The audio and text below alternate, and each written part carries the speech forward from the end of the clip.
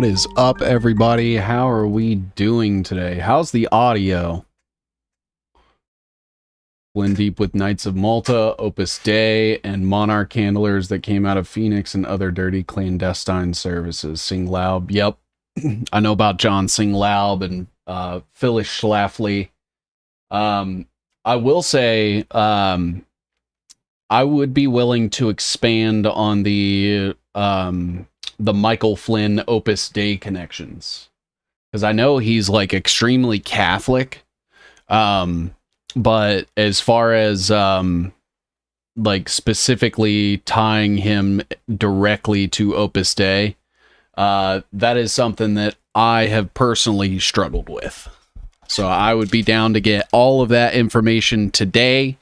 And we're gonna kind of pick up where we had slightly left off.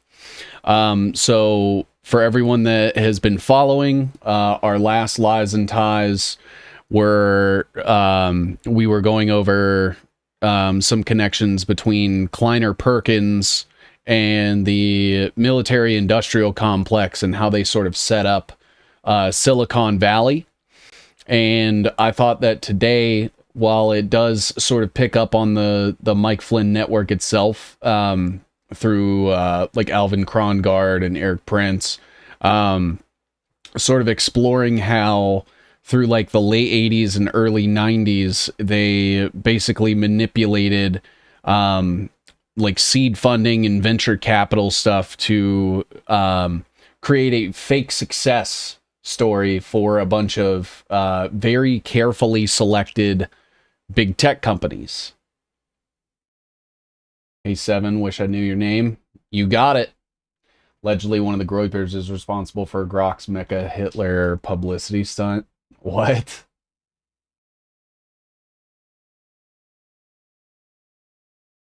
Audio is clear. Won't have much to say today. Oh shit. Good luck. Good luck with the work schedule, brother. Snarky guy. We got Katie, Ivan, Coco Biscuits, G Taylor, Cubertimo. The gray area. Yeah, gray area. If you have stuff on anything that you guys have on Flynn, if you guys just provide a source, I always look into it. And we'll vet and verify that stuff together in real time. And that'll be fun. That'll be fun. So I wanted to focus specifically on Alvin Krongard and sort of pick up where that left off, because slowly what we're going to be getting into is like how Israel, like Mossad and Russia, basically collaborated with the CIA to set up America to have all these fake companies that are just part of like the intelligence communities. Permabull on X said he was employed at X and was just fired, but easily could have been a troll. A lot of my sourcing is firsthand and not verifiable through online documentation, but will forward anything I know that can be verified. Perfect. If you have any like keywords or figures that you could point out to, I can always like go try to find stuff. So if you're like Flynn is connected to Opus Dei through this organization or like this person, then we can go look together.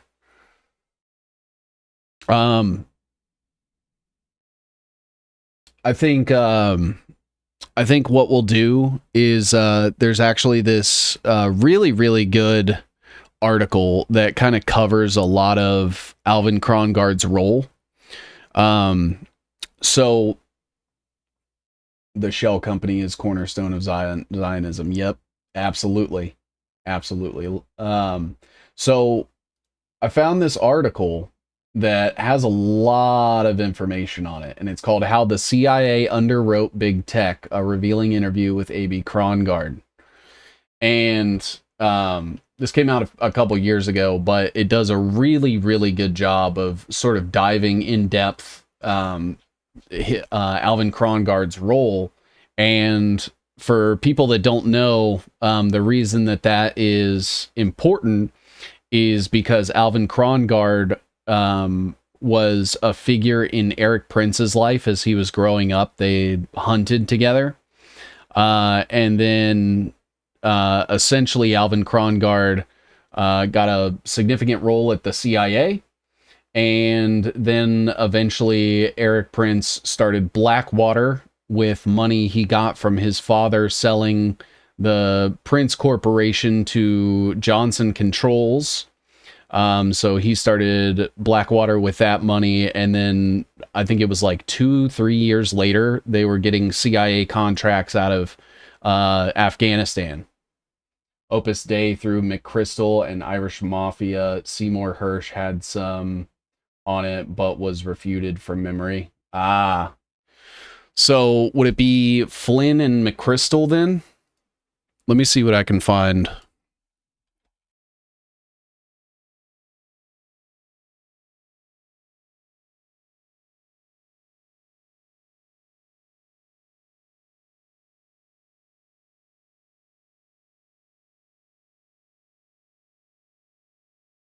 Michael Flynn, someone who worked with both McChrystal and Flynn.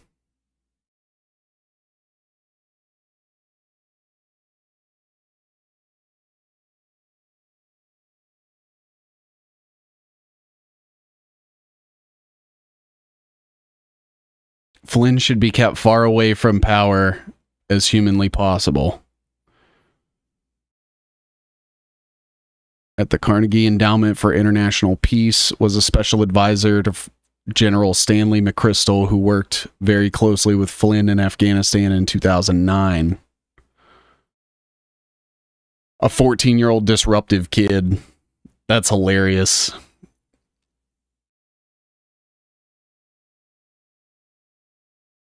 And so it's Stephen McChrystal, or Stanley McChrystal, sorry. Adam Green pilled me in your last show with him. Thanks for having him. Absolutely. Absolutely. Thanks for that, and take care since you got to run the gray area. Yeah, no worries, no worries. So let's see here. Stanley McChrystal, credited with the death of the leader of Al-Qaeda.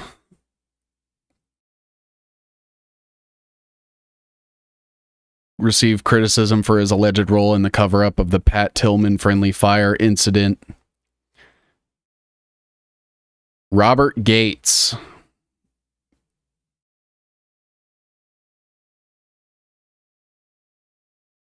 David Petraeus replaced McChrystal, and then Petraeus was involved in the IP3 International scandal.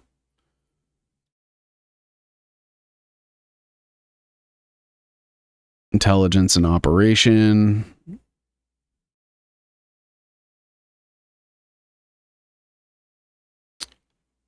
He was a military fellow at the CFR. Jesus.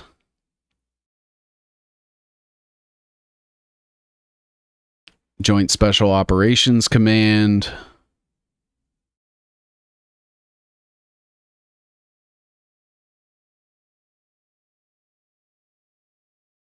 The Pulitzer Prize, Director Joint Staff. There's Robert Gates again. There's Robert Gates again. Spirit of America.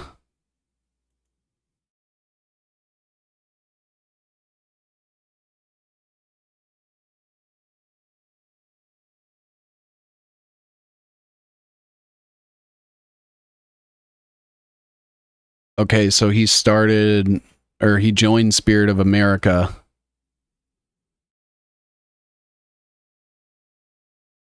The Franklin Project, the Aspen Institute.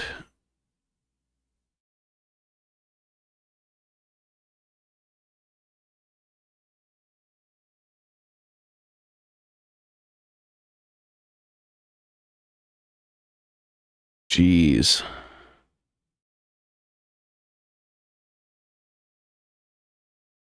And so Flynn and McChrystal New Hampshire connections might be an interesting rabbit hole. What's in New Hampshire?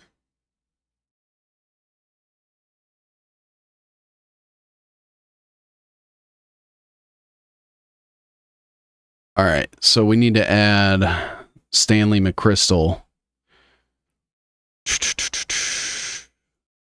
I wonder if I could. I'm gonna put him up here.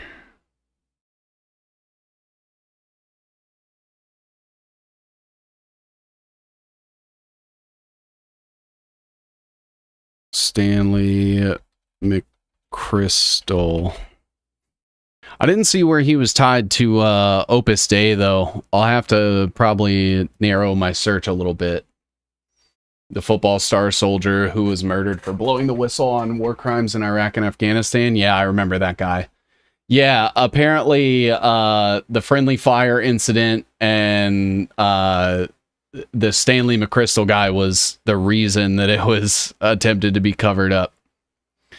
So that's pretty funny. I guess it's not funny, but it is ironic, I guess is the best way to say that. All right. So Stanley McChrystal, who was part of Spirit of America.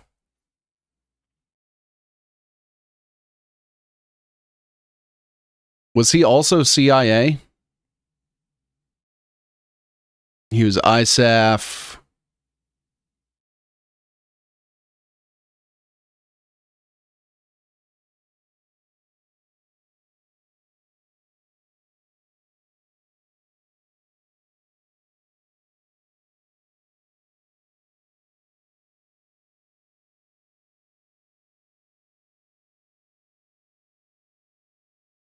He was in Desert Storm.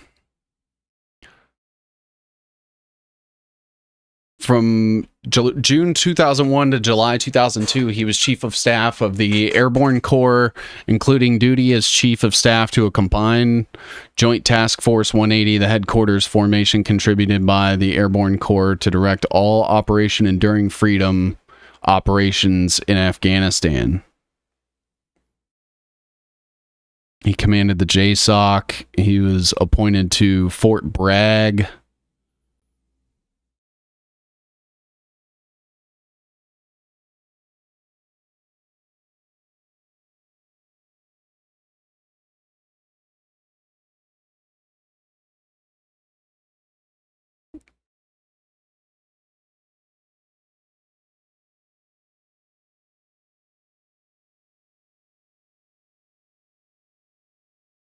Robert Gates. I believe he's already on my web here, if I'm not mistaken.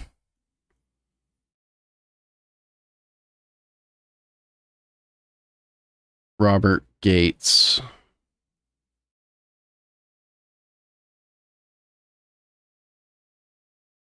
Did people actually believe the friendly fire story? Yeah, Fort Bragg is an interesting place. Why have I... Robert Gates. Is he on here? No, he must be on the other one.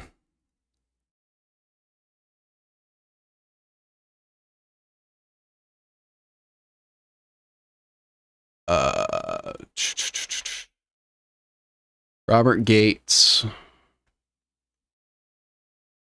Oh, okay. He was a mentor to Mike Waltz, the current national security advisor. So yeah, that makes sense.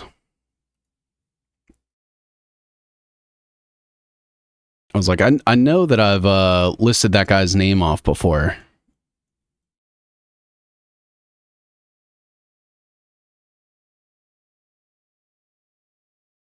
He replaced Donald Rumsfeld.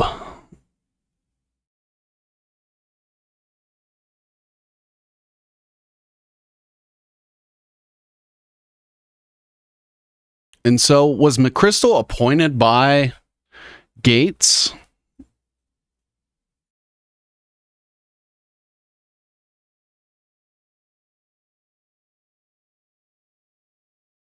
Or I guess Bush.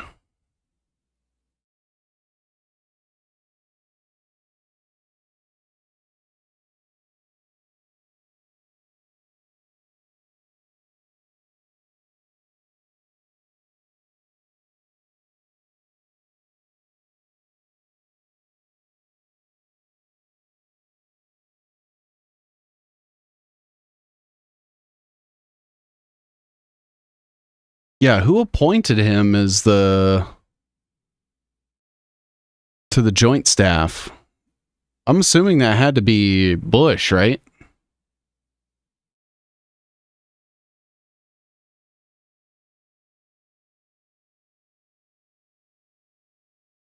Within days of Tillman's death, McChrystal was notified that Tillman was a victim of friendly fire. Shortly thereafter, McChrystal was put in charge of paperwork to award Tillman a posthumous Silver Star for valor. 6 days after the death, approved a final draft of the recommendation, deliberately omitting any mention of friendly fire, included the phrase "in the line of devastating enemy fire," and was accompanied by fabricated witness statements. McChrystal sent an urgent memo warning White House speechwriters not to quote the medal recommendation in any statements they wrote for George W. Bush because it might cause public embarrassment if the circumstances of Corporal Tillman's death become public.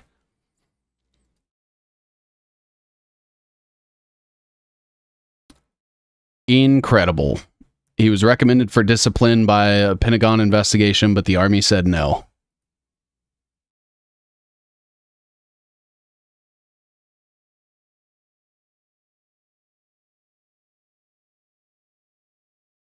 Nominated by George W. Bush as Director of Joint Staff. Okay. So Stanley McChrystal is connected to George W. Bush, who is around here somewhere. Where you at, George Bush?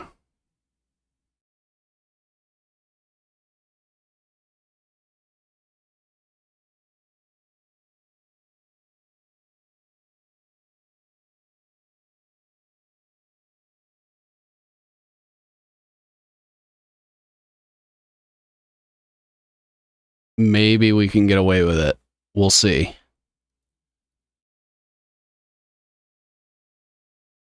Look at that. Clean all the way through. Let's go. Oh, I know what used to be in New Hampshire, a whole bunch of chemical pharma industry. Yeah, aren't they all like moving to Texas now? Because Elon's like, yo, get out of Delaware. Wait, maybe it's Delaware's in New Hampshire. Yeah. Wait, no. No, Delaware's a state. Never mind. Don't mind me. It's been a long day.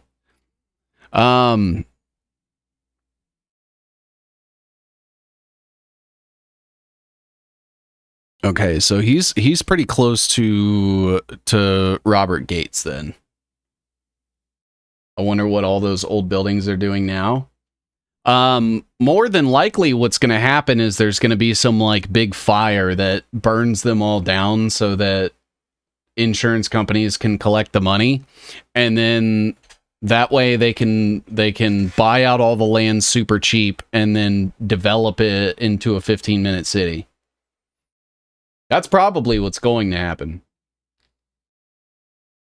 Once all these businesses are out of that area, because it was Delaware, wasn't it? That there was like that loophole, that tax loophole, and now all the businesses, like it would be like 300 businesses in like a 4-room building or some shit, or like 10 businesses all registered to the same apartment or something. I'm trying to make a subtle tie to your primary topic. Fire or flood, yep, 15-minute city. I'm assuming, would it be, is it COVID? Are you trying to tie it to COVID?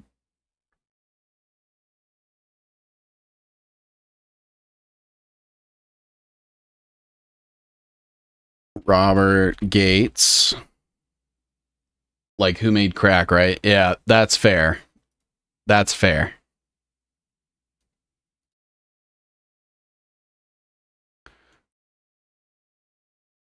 And so, okay, so Yale, the Jackson Institute for Global Affairs, he was part of the Council on Foreign Relations.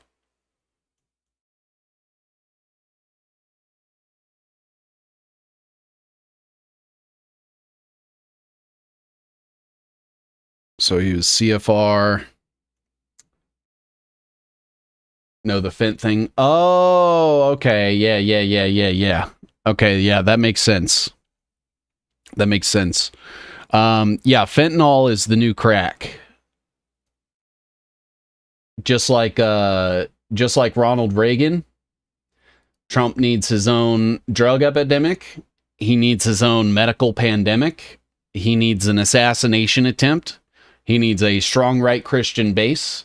He needs to have his own form of Reaganomics, and he needs to give America the Golden Dome.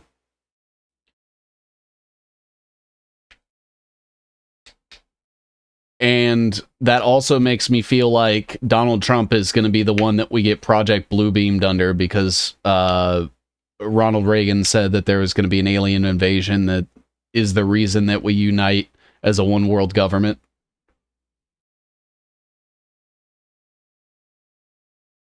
Gates, CIA, Reagan too. Oh yeah. I don't think we've ever had a president that wasn't tied to some shit. Pandemics are good for fear and control. You got it. And crashing the economy so they can further consolidate all their companies under each other. Yep. Okay, so Robert Gates, definitely CIA.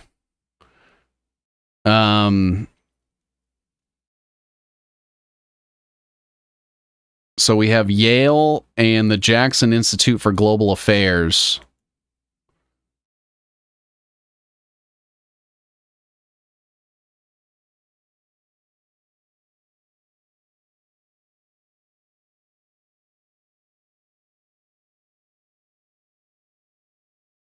The Yale Corporation, yep. All right, so we've got Yale.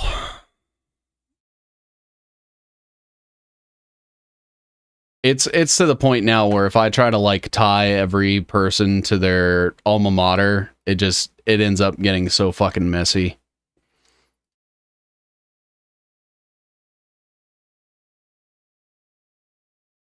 In the Jackson School of Global Affairs.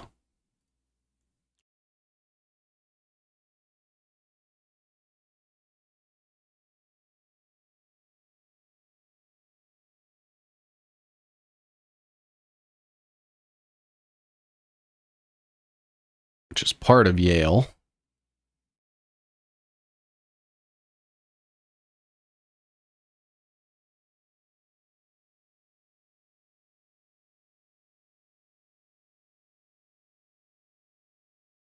White House tapped Crystal to head a new advisory board to support military families, an initiative first led by Michelle Obama and Jill Biden.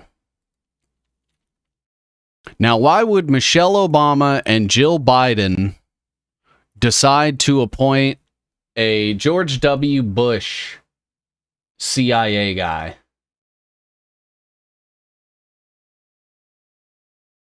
Can't wait for Bluebeam. Yep.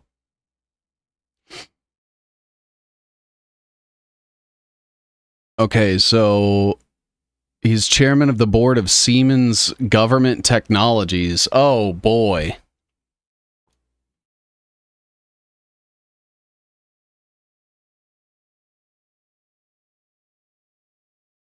In fact, I think I have Siemens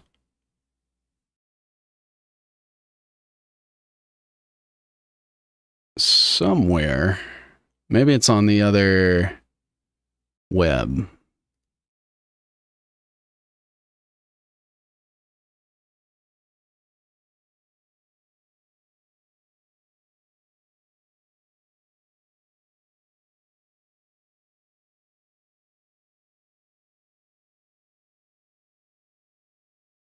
Oh, it's on the Kleiner Perkins one.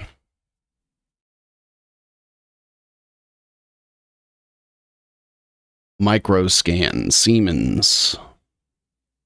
Werner von Siemens.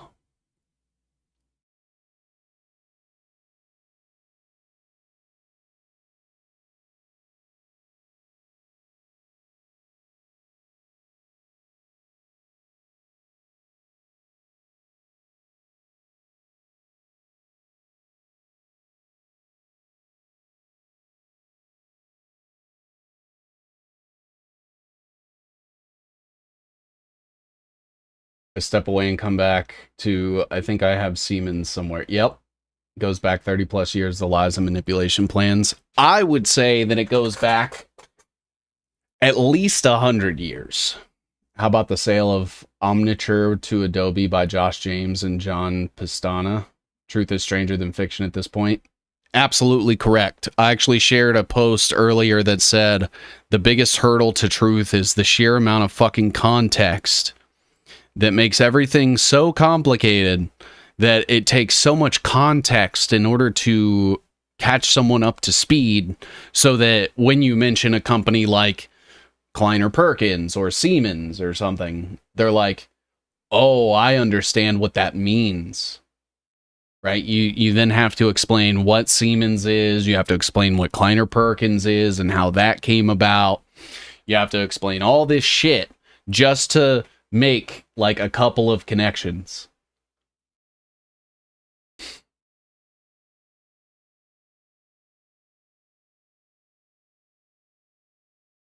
JetBlue Airways, Navistar International.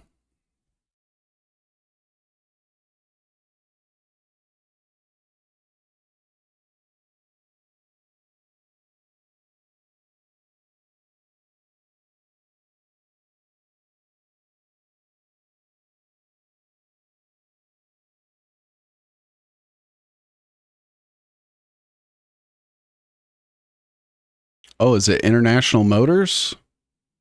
I guess so.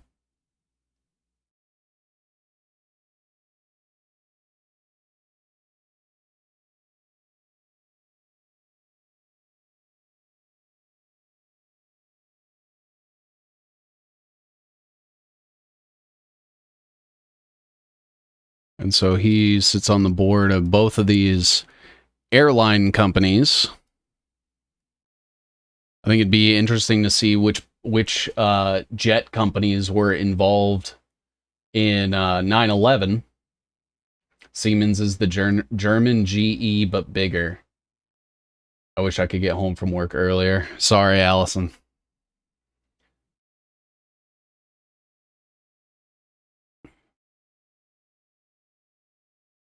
And so it looks like Navistar International is a subsidiary of International Motors.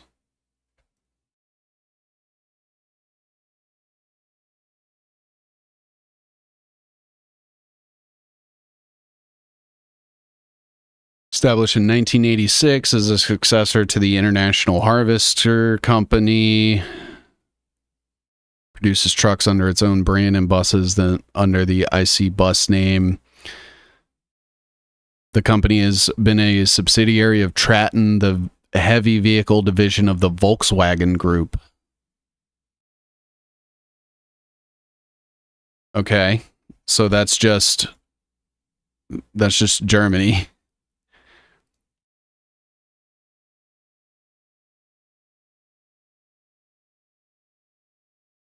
And so Traton sits, or International Motors sits under Traton, which is the Volkswagen Group. I wonder what who's a part of the Volkswagen Group.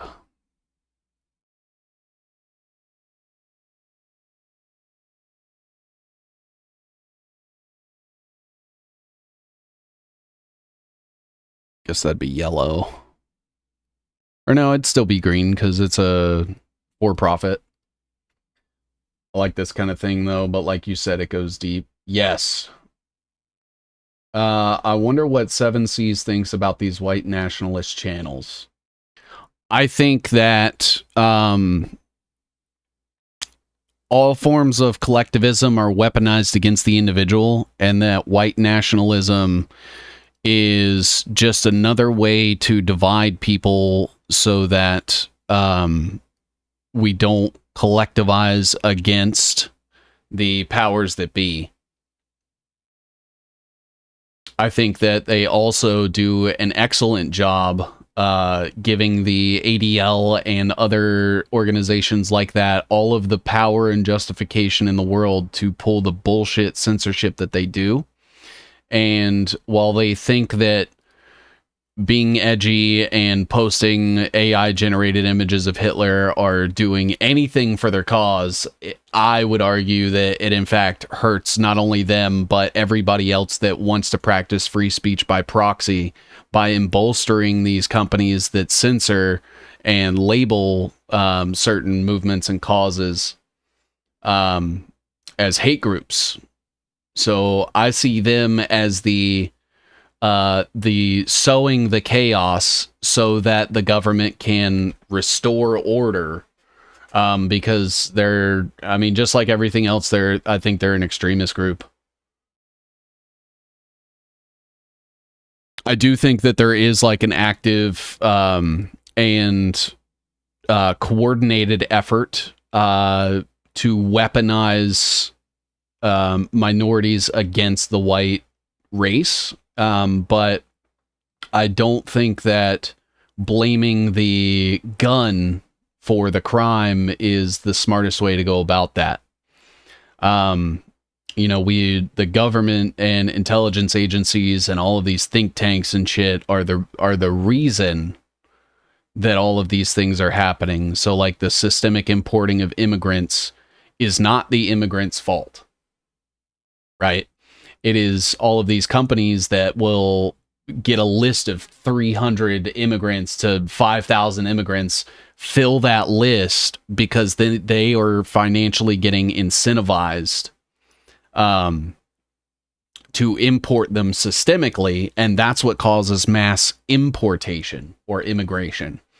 And then once they're here, it sows chaos, and then it allows the government to say, hey, look at all this crazy shit that these immigrants are doing. We need to control everybody in order to better control them. Jews want Christians and Muslims to kill each other off so that they then take the spoils. Yeah, I mean, it's the exact same thing that happened when they were doing that through the Silk Road thousands and thousands of years ago. They were like, all right, so we're going to spread basically our beliefs with a couple changes to the east, and basically our beliefs with a couple changes to the west, and then we'll sit here, be the original religion, and watch these two fight about the things that we made different.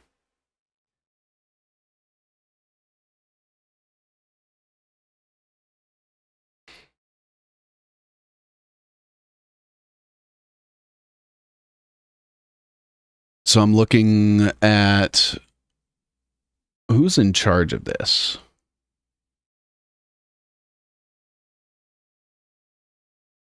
I remember being caught up and being salty towards Muslims when I was a staunch Christian.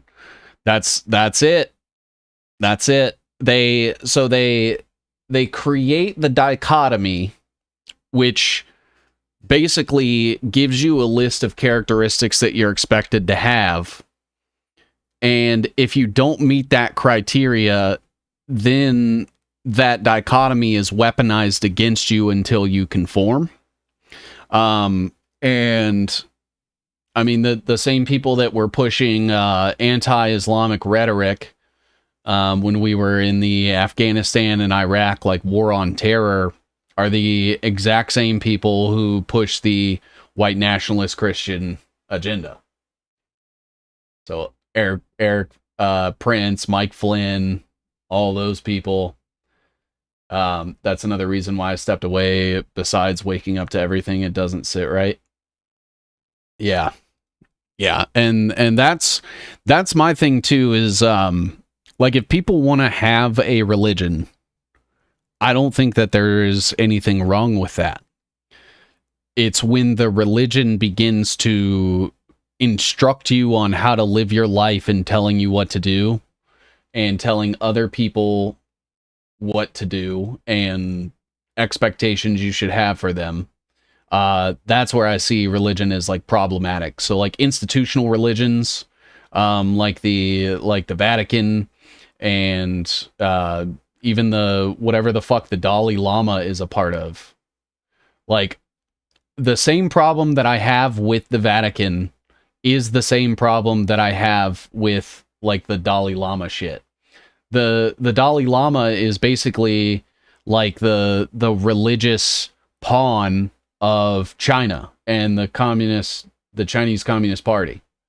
And they use him to take all of the like-minded believers in that religion and endear them to the state.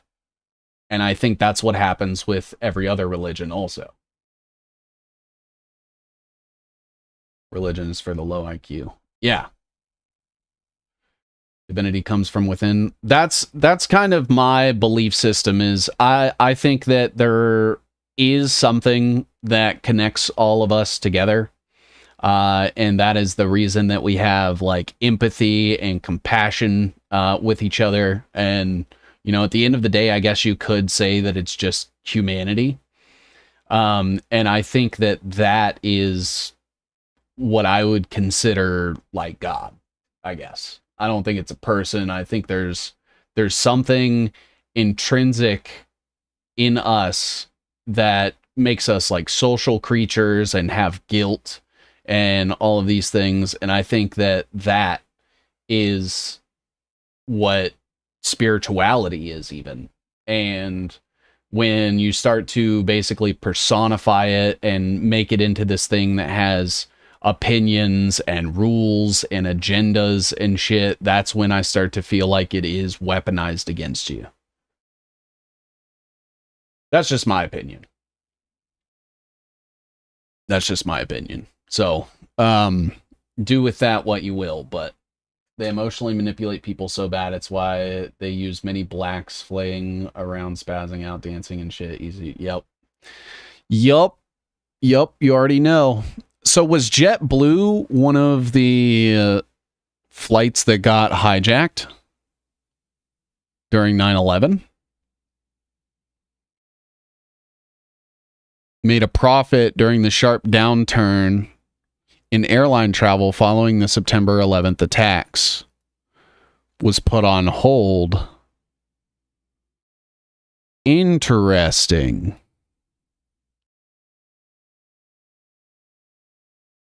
So JetBlue was one of the few that actually made money off of 9/11.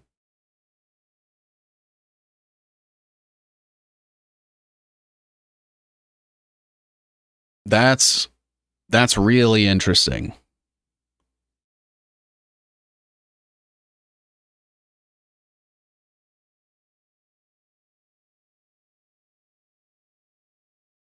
When was McChrystal? Okay, so this was after 9/11. Got it. He's he co-founded and is a partner at McChrystal Group.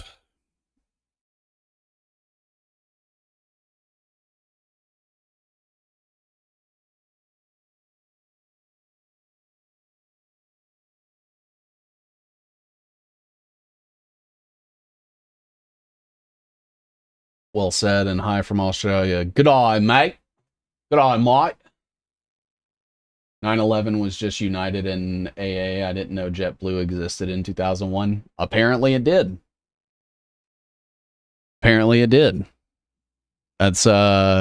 That's really interesting. I wonder who was in charge of JetBlue at the time.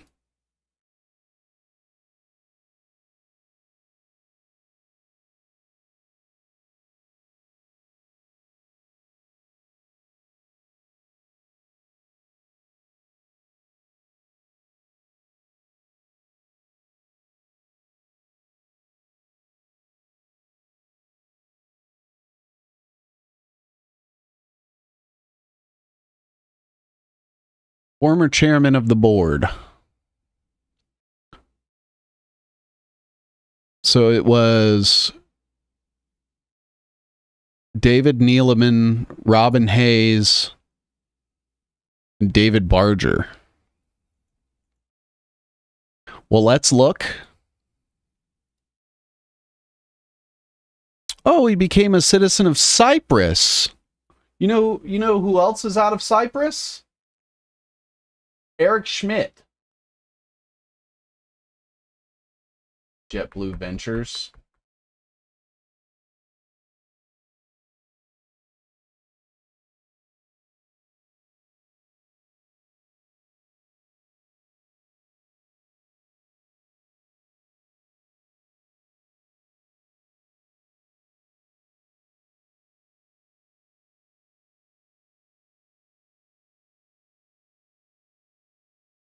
Yep.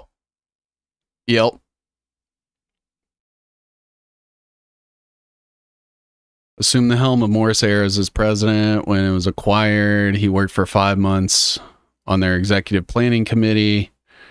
Became the CEO of Open Skies.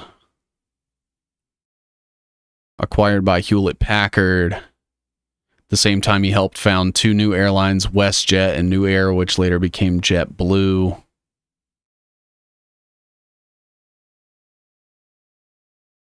His salary was $200,000 with a bonus of $90K. He donated his entire salary to the crisis thing.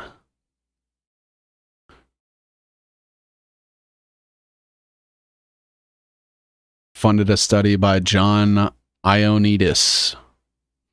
I think Ioannidis might be on my web. No, it's Ioannidis. Okay. I lied.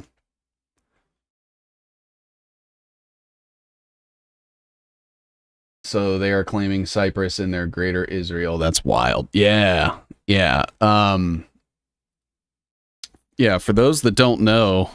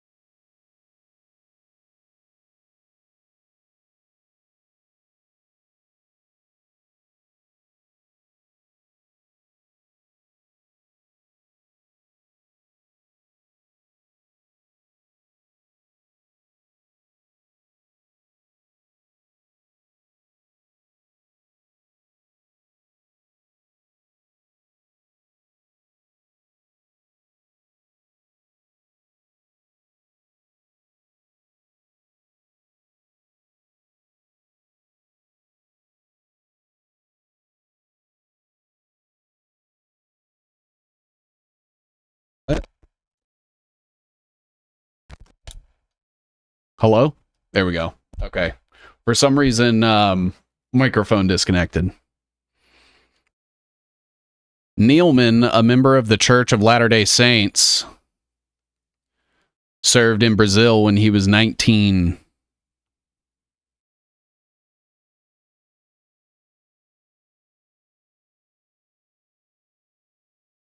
Interesting. Because I have Eric Schmidt up here somewhere. Right here.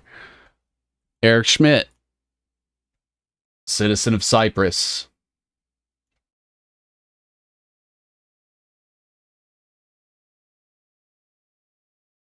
That's how they extra hide that they're dual citizens.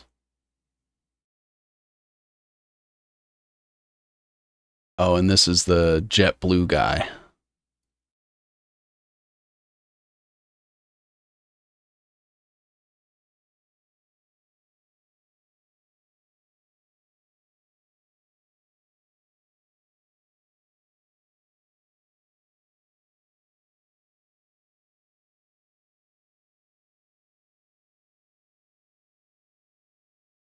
He is also part of Cyprus.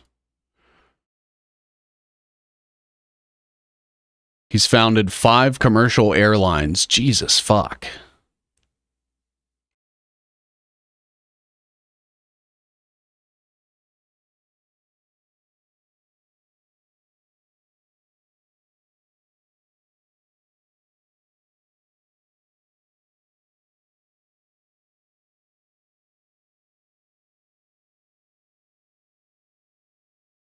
All right, so here's how we're going to do this.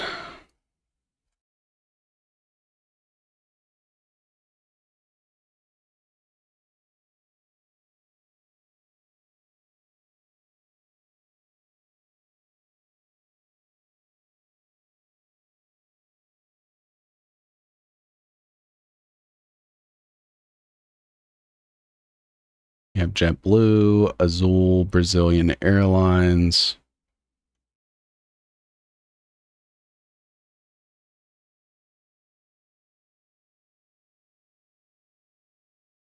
And Breeze Airways, and then there was one more.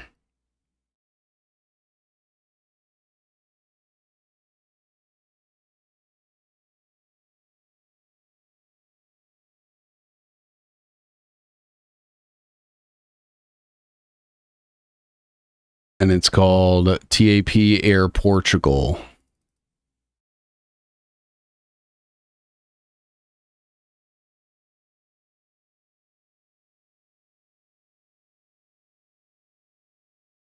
So if you need to start a fucking airline company, maybe contact David Neeleman. Because that seems to be like his thing. All right. All right. Let's see. 5 airlines. He's almost as prolific as Ewan, but Green is an obvious grifter. Definitely watch now. No More News show he did with 7 Seas. Chosen Ones is a false narrative. Absolutely. I embossed it and everything. I'm going to consider starting Biscuits Air. Do it. Do it, man. Get you some of this CIA money. If they're just going to hand it out. Manufactured by Airbus.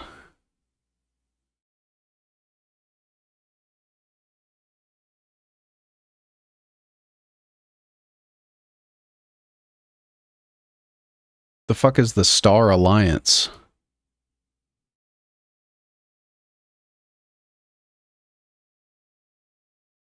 US Airways. It's like a coalition of airlines.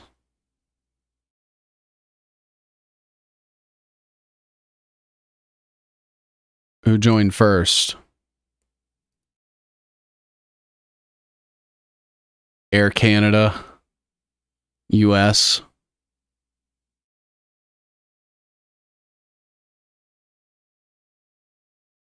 What else has he done? JetBlue Airways, David Barger, TAP Portugal.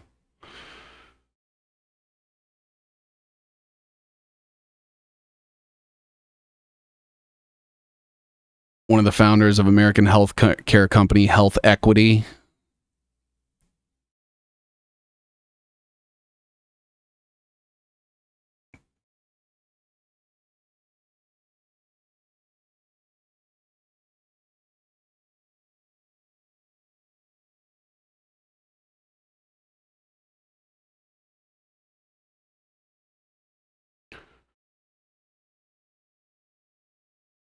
Huh.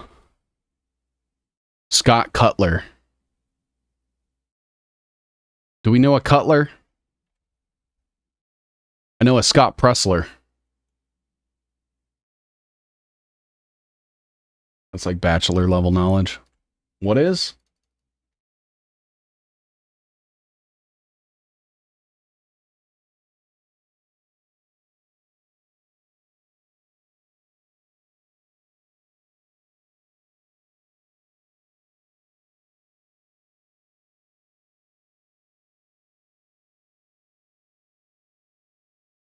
Boone Cutler? Maybe. Scott Cutler.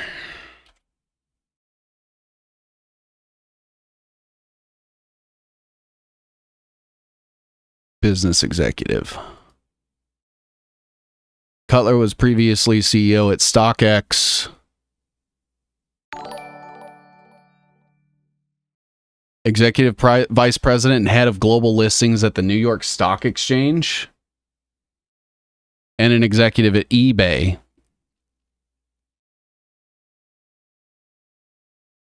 And StubHub. Oh, look at that. He's from Palo Alto. And he was the head of Cohen and Company.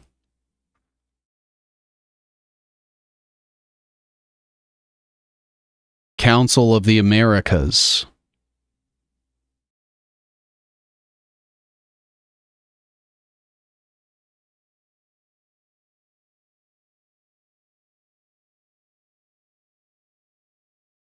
Interesting.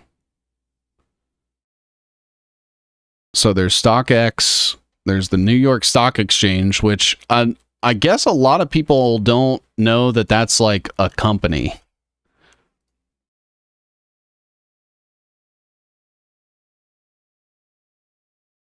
A lot of people assume that like the stock exchange is like some sort of public thing. Utah Mormon Mafia. He is part of the, well, I don't know if it was him, but was it his brother? Was part of the Church of Latter-day Saints? Yeah. Yeah. It's an evil place. You can feel it in the air. Oh, I don't doubt that whatsoever. I've never been, but I don't doubt it. I feel like, especially with all the EMF and shit that comes out of there, it's gotta be terrible just to be in the area.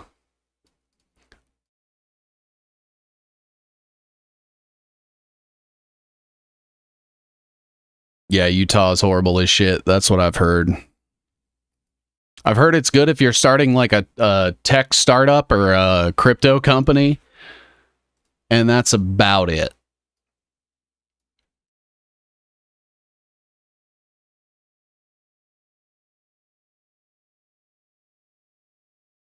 So he was over eBay.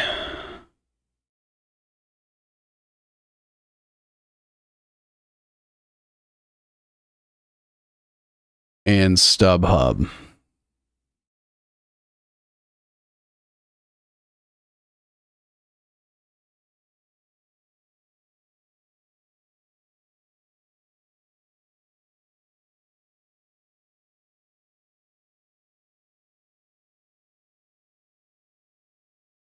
Since Luigi, a bunch of oligarchs went around deleting public info. They used to have bios on company pages, probably exist in archive. Yeah, you have to go back and fucking archive a lot of this shit.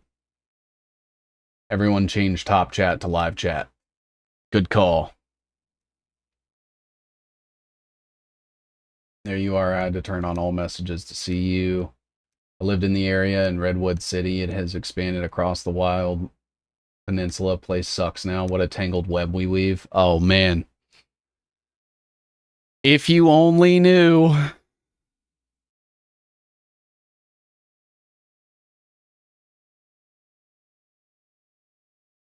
Yeah, it gets messy.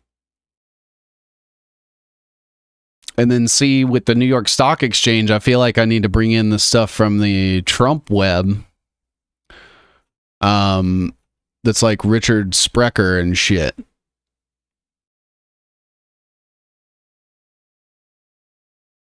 It's people close to Pam Bondi. Jeffrey Craig Sprecher, that's it. Called the Heartbeat of America. Yeah. There's a website I have linked in here that plays ads, and I don't know which fucking one it is. Sorry. All right, so I'm thinking let's swap these.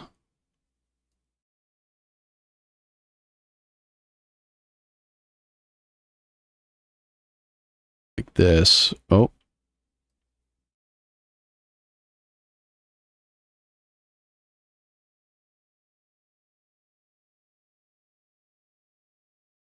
Now I'm on live chat. I know all these mainstream fools are fake. I'm curious to know who the small channels are also fake.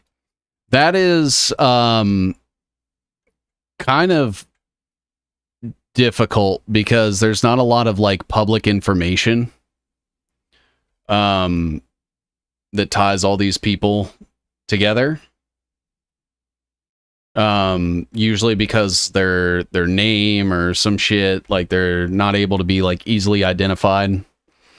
And I think that's on purpose.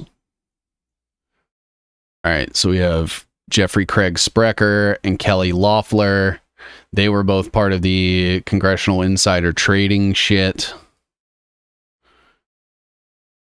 Jeffrey Craig Sprecher.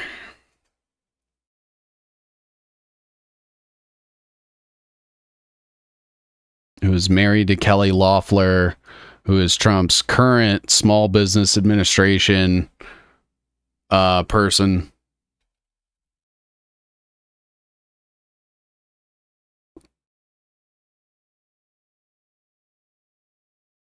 They were both part of the congressional insider trading scandal in 2020. I'm not sure how much you guys know about that, but essentially they were caught like offloading a bunch of stock from companies that were going to be hurt by the COVID pandemic. And they bought a bunch of stock in like companies that specialize in remote shit, like Cisco, when they started doing their remote from home stuff. And they made a lot of money doing that. Are there Epstein lines just going all over this thing? So there's a little bit of an issue when it comes to including Epstein and everything, is that the second his name gets added, shit just explodes. And then you have like everybody. So what I'm sort of doing is including him, but also working on a web dedicated to him. And eventually what I can do is I can embed from another vault.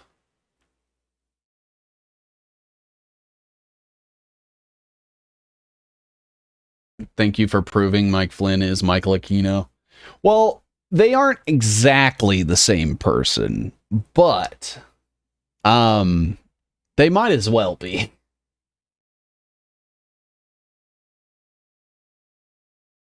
It's hard to track what accounts are controlled ops. Yep, that is true. All right, so let's get this on here. Kelly Loeffler. The Intercontinental Exchange is the parent company of the New York Stock Exchange.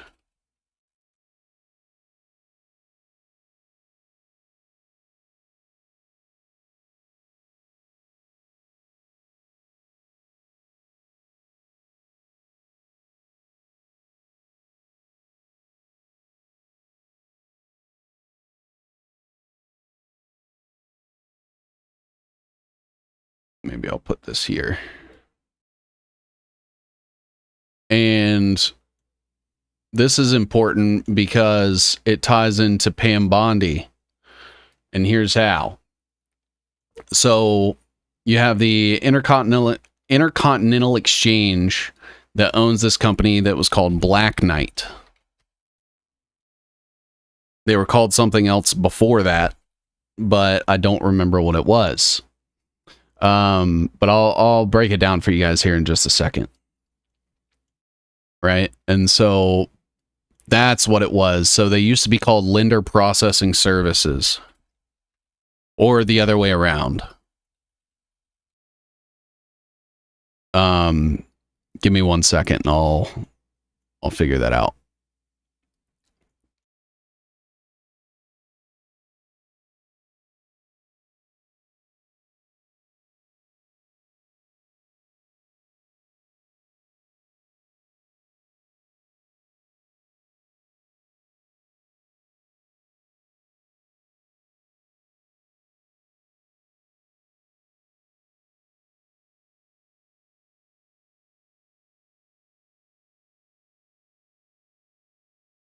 All right.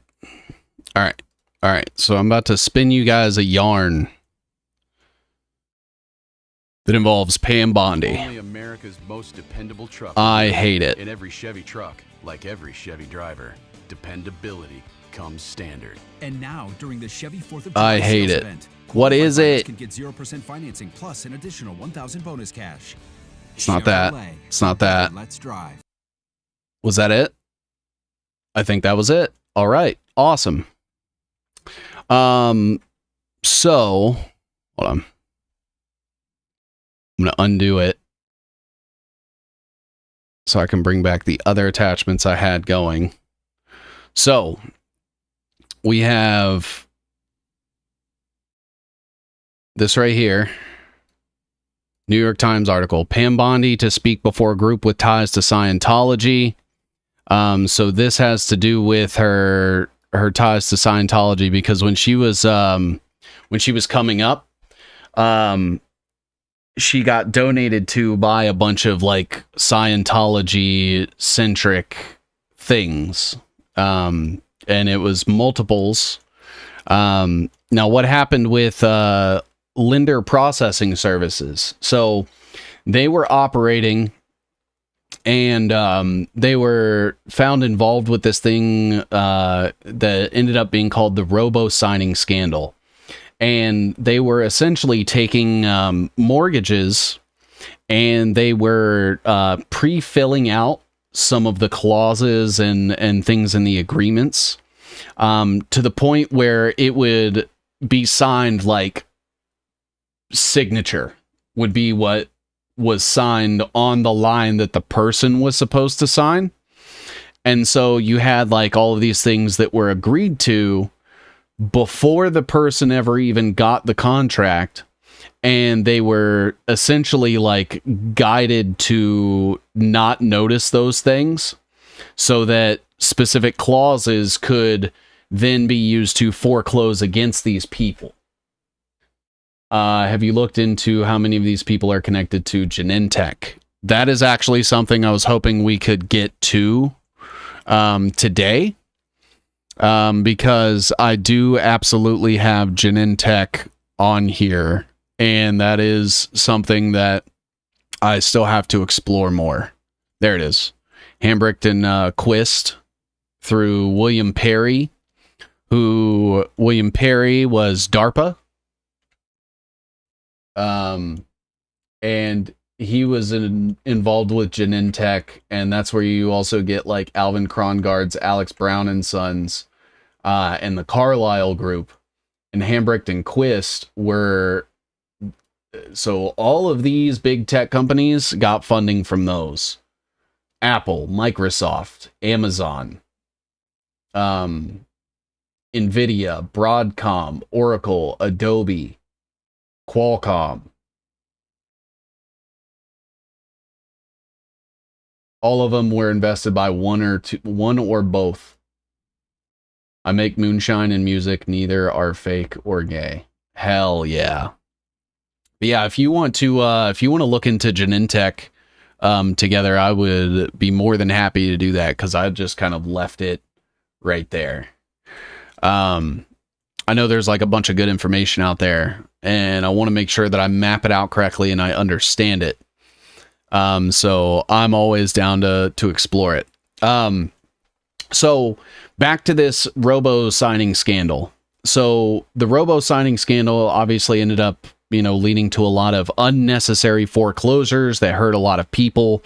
And they were actually going to be investigated and sued in the state of Florida for their role in that.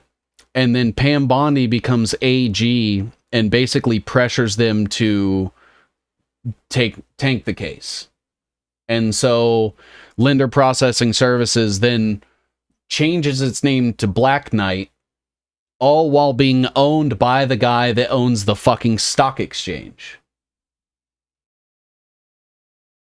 But Pam Bondi is the reason that investigation never went anywhere, because she pressured the attorneys while she was AG in Florida. And again, remember, Epstein's Florida case, all kinds of like crazy shit that came out of Florida, right? Mike Flynn has operatives working out of Florida primarily like Sarasota. And then you have the Scientology shit, and you know, the Scientology being very heavily connected to Jeffrey Epstein.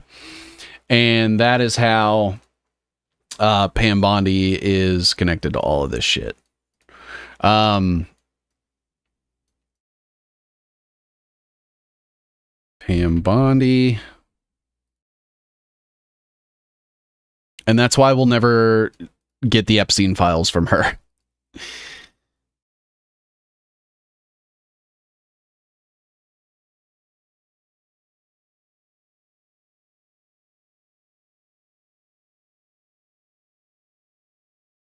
Crazy, crazy stuff.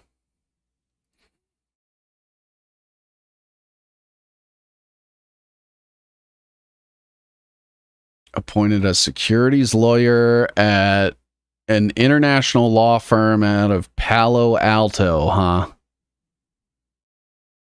The CEO's last name is literally Profit. All right. Arthur Cooley and Lewis Crowley. Is Lewis Crowley related to Aleister Crowley?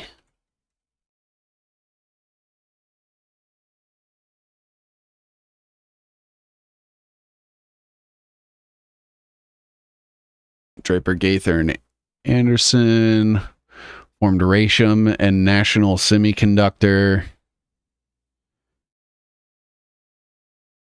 Began representing Disney in the copyright and trademark infringement case. The firm took both Genentech and Amgen public.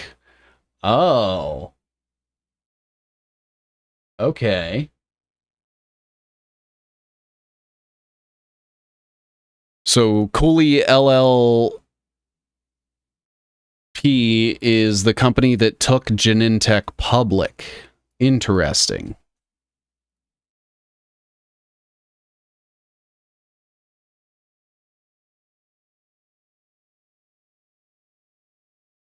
Thank goodness none of these creatures are connected or chosen for these jobs. Oh no, they are totally voted in.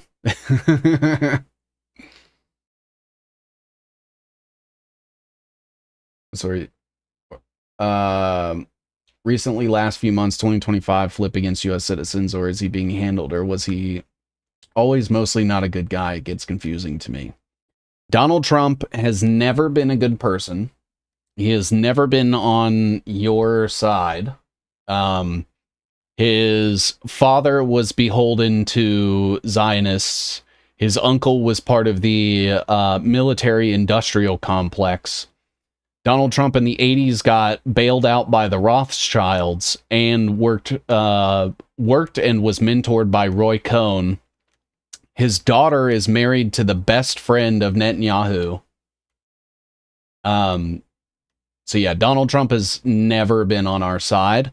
What that was is Palantir was collecting everybody's posts on social media, feeding it to Cambridge Analytica, who was working with the Donald Trump campaign to create a candidate that was as likable as possible for as many people as possible. So when people were complaining about the immigrants and Hillary Clinton and building a wall and all of that, that was basically them scraping all of those sentiments and then running it through AI to say, how can we create a platform that most people will get behind? Genentech is on the other side of the peninsula in the Bay Area, 35-minute drive from Palo Alto. I bet they are deep into these biosensors. Oh, absolutely. Genentech was the very first public nanotech company that I'm aware of. Apparently, Alistair adopted a son who ultimately ended up with the name Lewis, but that is not your person. Coincidental. That coincidence is kind of crazy. Wow, thanks. I do see a lot of what you say, but now seeing more, thank you. Yeah, absolutely. It's tough because only now is it becoming obvious enough that Donald Trump is not on our side. And that was a bunch of like tech companies and intelligence people and bots and click farms all making him seem like Trump has also done business with Soros. Yep. And the person that he put in charge of the Treasury in his first term was Steve Mnuchin, who worked at Soros's One West Bank. And then now we have Scott Bessent, who worked with Soros to tank the pound in Britain in the 90s, the Japanese yen after that, and now he's in charge of the dollar. So all this sentiment of Trump's anti-Soros, Trump is very, very heavily tied to Soros, actually.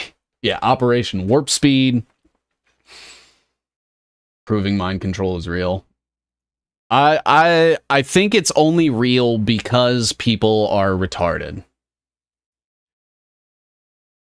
I'm an estimator in the construction company. There are a lot of Genentech facilities being built in California. I do though in his eyes see a human, not evil. And that's the thing, is they do everything they can to humanize him. How about a stable coin? Stable coins are the central banking digital currency that we've always been warned of, except instead of being run by some sort of institution that would have any sort of accountability, it's going to be run by a bunch of tech bros like Brock Pierce and Donald Trump's sons, who, you know, you would think that the president would have been in trouble for the pump and dump that was Trump coin. But because he put his own guy in charge of the SEC, who's definitely not going to investigate him or anybody else tied to it, they just get away with it. And that same pump and dump that you see is going to be happening to every single stable coin that they claim is going to be the thing that saves America after the dollar fails. If anyone proposes a CBDC that includes proof of work, mining it will never be viable long term. Yeah, they'd rather go with proof of stake, because then they get to very easily manipulate the node governance. Because then they can it's literally like the Federal Reserve, in that you create money out of nothing, except they don't even need the fucking paper to print it on anymore.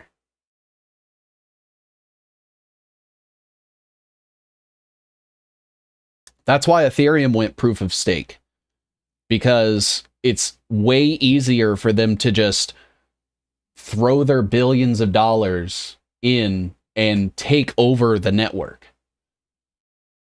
Just entries into a computer. Exactly. These people will defend Trump no matter what. Same thing. Yep. I really think anything that is more than a simple blockchain is horrible. I would even argue that blockchain itself is fake in the promised like security and encryption that is available. I think that shit can get cracked by government systems and military systems so fucking easily, and they just say that it can't. They're like, no, fucking, it's not doable. It's so secure. Yeah, it's fake. Who made it? Blockchain? The NSA.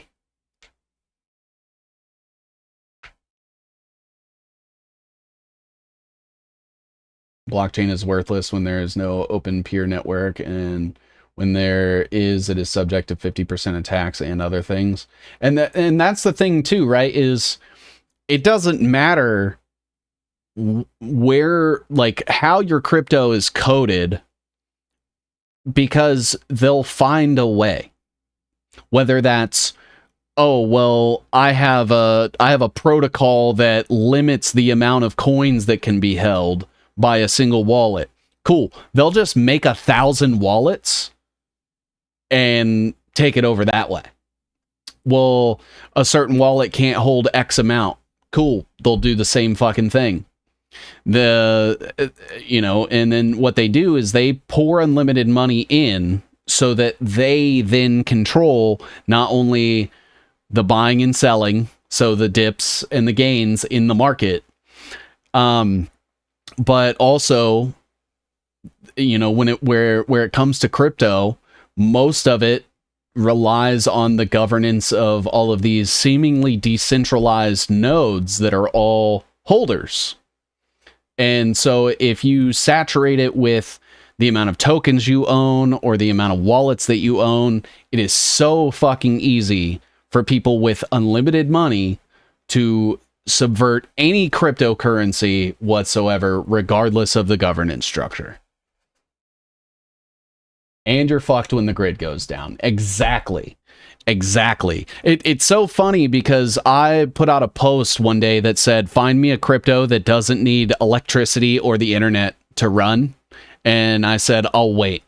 And then people were like, well, if the grid goes down, you can't use your digital money and most monies did. And I'm like, that's not what I said. I didn't say anything about fiat currency. Because fiat currency sucks. But when the power goes out, they still have cash. Crypto does not have a physical equivalent. And people are like, well, if your power's out and the internet's out, then it's like an end of world scenario. And I'm like, no, it's fucking not. Have you ever heard of Waco? They can just shut your shit off whenever they want. They don't need a reason. It's not the end of the world scenario. It's the government owns the fucking power lines that power your house, and they own the internet lines that give you data. And at any point, if they want to say, hey, this person might be a suspected terrorist, boom, you no longer have access to your amenities. It doesn't have to be some catastrophe or disaster scenario. It's literally just because they want to. And if you can't physically defend something with your own self, it is not yours. Between hacks and blacklisting and everything else that comes with it, turning your wealth into a digital collection makes it so anybody in the world can more easily steal it. I have my cloud money on a thumbstick and I'll do business with Skynet. Thanks, Elon. So important and blows my mind people don't get this. Bitcoin is an environmental catastrophe. It has to go. I agree. Nuclear power, your own power supply can't use their power. Shut it down. They've convinced the zombies that when the power goes down, it will be big bad China or Russia, and they believe it. Yeah, it couldn't possibly be our own government that would do it. Gabriel's figuring stuff out on some things still. It's extremely scary when they target him during the shows. A couple times he had to end because of it. Whoa, what the fuck? Someone's getting targeted while they're live? What's that like? I'm not popular enough yet. I'm not popular enough for that yet. Okay, so Genentech, and this was founded by Cooley and Crowley in the 20s. So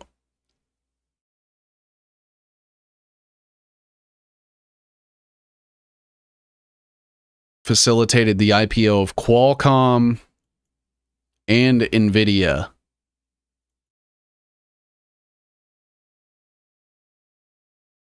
Wild.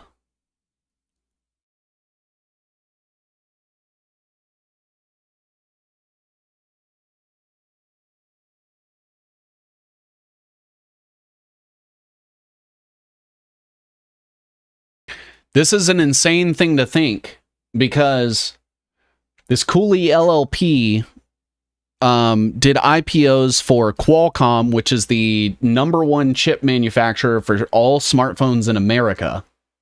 And then Nvidia, which is responsible for, I would say, like 60 to 70% of the graphics card market, which you need for modern day computers. And that's before you get into like their mobile chips and shit. The Adreno chipset, that's Google. Where's a good source to explain the reality of Bitcoin? I need to show a good friend of mine, and I want to learn more. Good evening, all. When will it stop raining? When they stop trying to control the fucking weather. We could all have our own mini nuclear reactors on our property and have free energy for life. You would think, but because the government positioned nuclear as this deadly, catastrophic thing that can ruin the ecosystem for 700 years or whatever fucking bullshit they said, we can't have nukes because then we're terrorists. We can't possibly experiment with nuclear energy or anything that would be able to provide us unlimited free energy. So they were like, actually, this stuff makes the worst bomb ever. And then they firebombed Hiroshima and Nagasaki so that people couldn't use nuclear for themselves. So now only the government and big tech are responsible enough to handle nuclear anything. Is it raining with you? It's been raining most days that I'm not streaming, yeah. Fucking weather warfare, Maui Paradise, yep.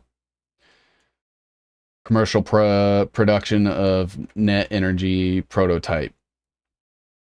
I'd have to see it work.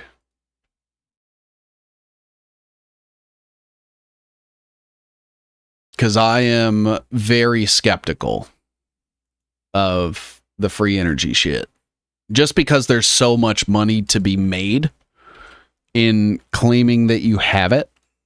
And it's so easy for people to say, well, I can't show you all the details because I don't want to get killed. And I'm like, okay, well, then, so you want me to fund something that you don't even have a concept that I can look at?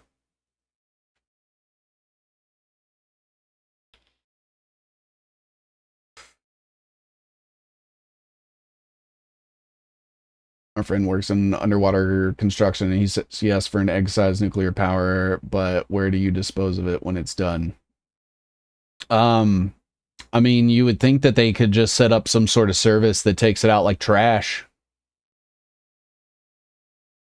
They've got billions in funding, and everyone is skeptical. It is Z-pinch magnetic confinement fusion. Amazon has that book. I've heard it's a good read about Bitcoin. Yeah, you guys should definitely look into like AB cryptography and shit. There's a website that's like the history of cryptography or something that goes into basically so what they're doing with Bitcoin, where they're like honeypotting everyone into thinking it's like this secure private bullshit.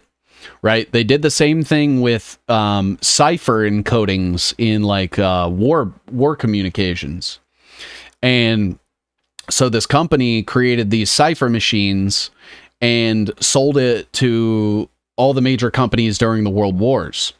At the same time, while telling all of these countries, hey, these are going to allow you to communicate securely and you'll be able to encrypt your messages. The entire time they were doing that and saying that, they sold the keys to the United States and British intelligence networks. And so they were able to decrypt and access and read every single correspondence that was used through those machines.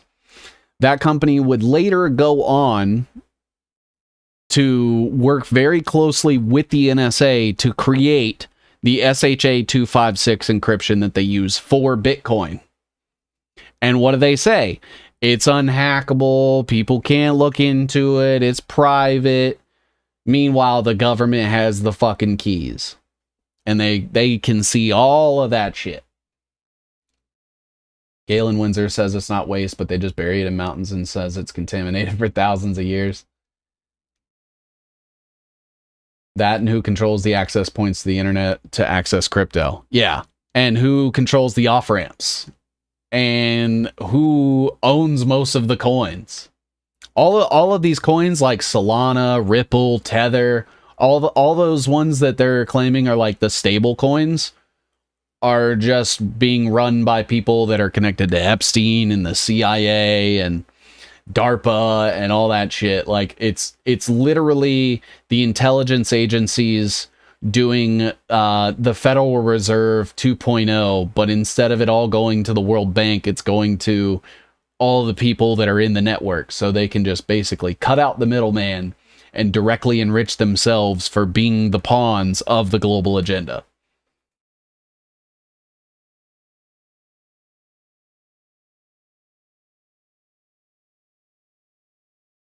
Yeah, that's it.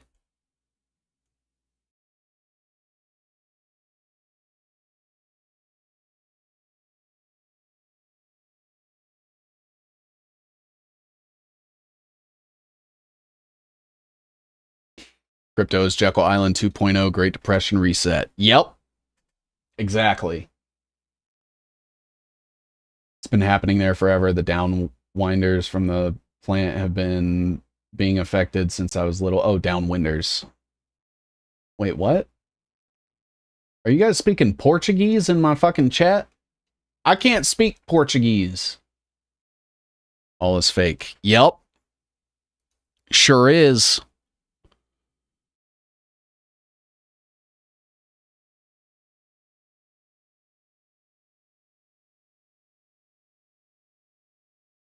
Applied molecular genetics.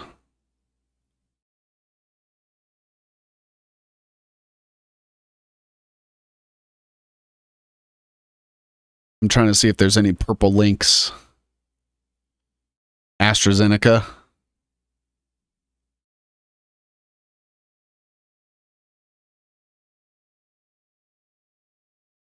Eli Lilly. So they worked with Eli Lilly to do the COVID vaccine.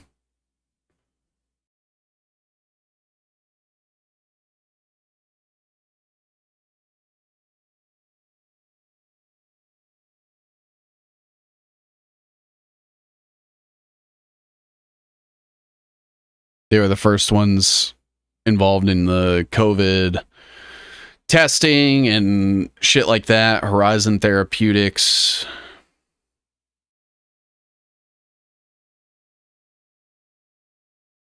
Lab Exchange. The Khan Academy.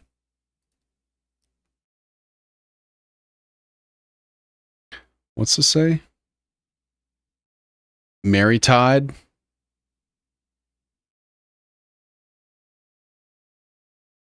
So that just seems like Ozempic. It just appeared and no one questioned it. Just hopped on board. Wait, what? No crypto for me either. Yep. The Hanford Nuclear Reservation. Was that on here?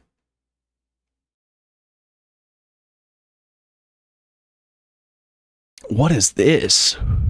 Amgen announced plans to use AI in partnership with Amazon Web Services to help discover and create medicines and use the Amazon SageMaker machine learning service to help with the manufacturing. That doesn't seem good.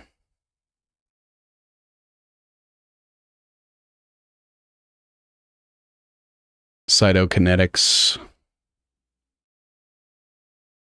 Okay, so there's some more shit with this Amgen company. I might need to bring them out of this little cubby hole I've got them in. Let's see.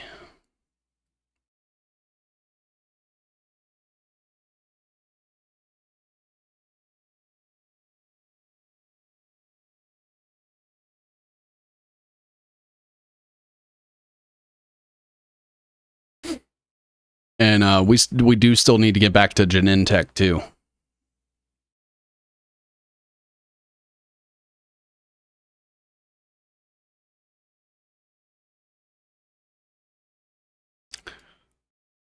Genentech, the first biotech company, started by venture capitalist Robert A. Swanson and Herbert Boyer.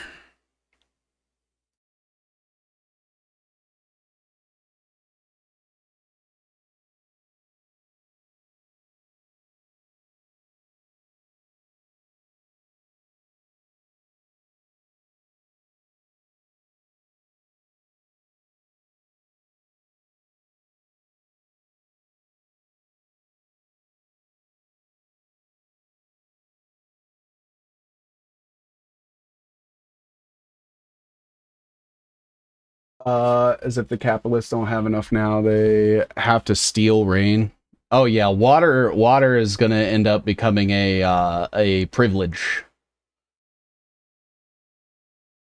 Just appeared, no one questioned it. AI will get rid of a lot of doctors. I even told Chat GPT that. He agreed, of course. Genentech in Davis. Flavor Saver tomato in 1995, but it didn't last long. There's only 8 major GMO crops. Gotta stop speaking Portuguese. No, you guys can keep speaking Portuguese. That's fine. I just don't know what you're saying. The eternal tomato. They're killing off the Indian reservation either because they are spiritual and understand what's going on or because they have a higher IQ than blacks. Oh wait, that's Calgene. California genetics. Like a ripe heirloom tomato you can eat like an apple. Ooh. Oil black, gold, water, blue, gold. Yep. Anything seedless is not good. Also, eat the seeds. Nestle, former CEO, water is a privilege, not a right. And now he's in charge of the fucking WEF.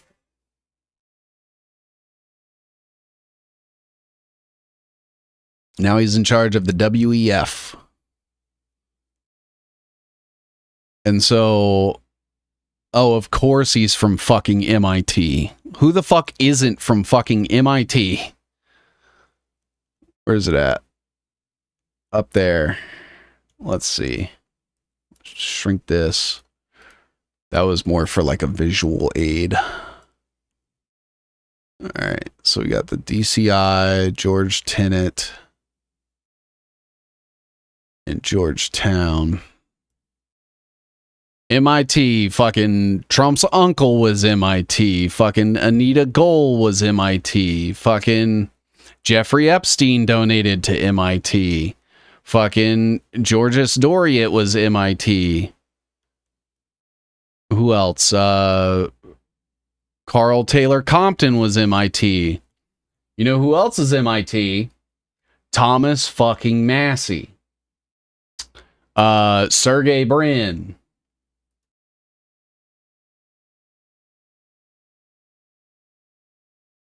Or no, I think Sergey might have went to Stanford. Maybe both.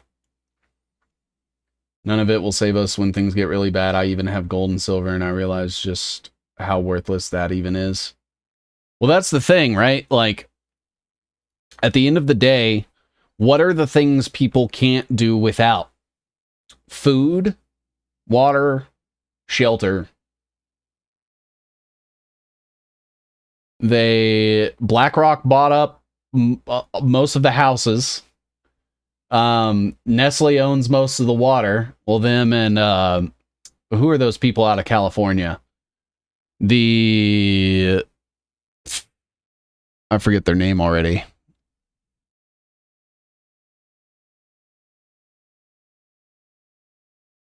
It's the Resnicks. The Resnicks own so much of California's water rights. They also own Wonderful Pistachios, Wonderful Halos, Fiji Water, and Palm Wonderful. They're tied to the fucking Aspen Institute through their son Bill. And the Aspen Institute is like Bezos, fucking the Albrights, the Pritzkers, shit like that. All right, so Genentech, Robert Swanson, MIT. He was Sigma Chi. MIT Sloan School of Management.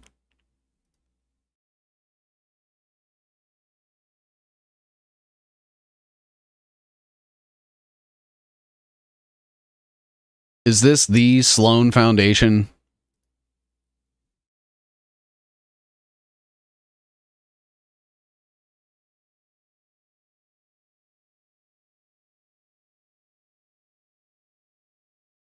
CEO of General Motors. He went to MIT.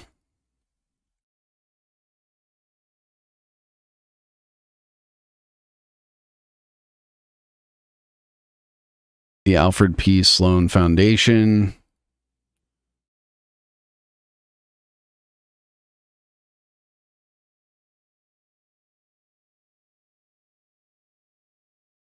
I can't tell if the Alfred P. Sloan Foundation is the same thing as the Sloan Foundation.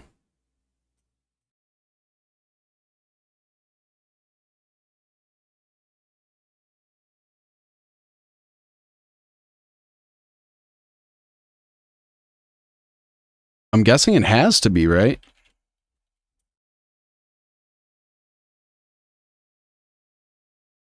Yeah, okay.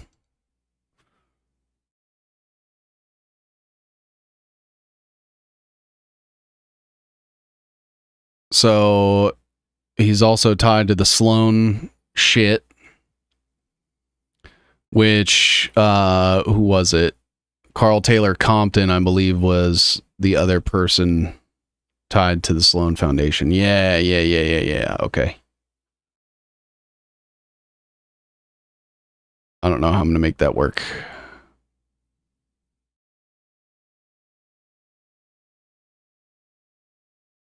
Let's see. Maybe we can do something like this. Arthur P. Sloan.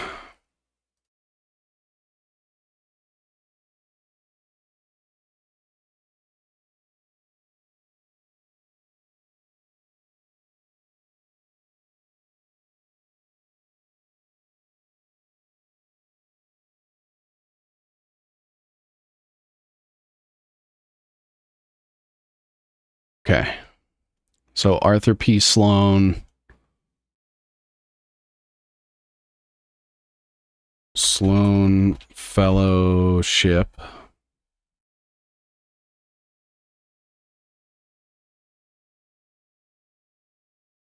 Because they love us to death. Wait, what? Gold and silver in time will be a value, trade and barter, learn to grow food. That is my vibe right now. I have corn, green beans, and squash. Yeah. There's Sloan Kettering Cancer Center in New York City. Thought about calling my energy company, but if it gets to that and all other homes are destroyed around me, I'm not sure I want to live that much longer. It is Alfred P. Sloan. Okay. Cool. I wanted to make sure it was the same thing. And so the Sloan Fellowships then come out of MIT.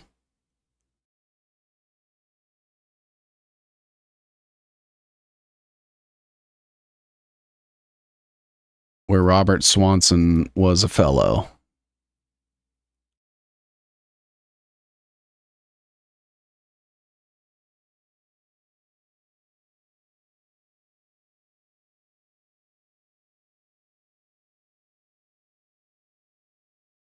Okay. Now it makes sense.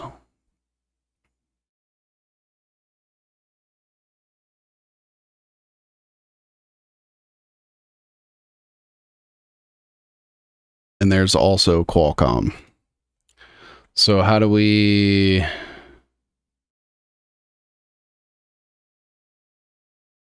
get rid of it here? Do like that. And then I can take Pat Lyon right there. Bring Cheryl Gordon up a little. Okay.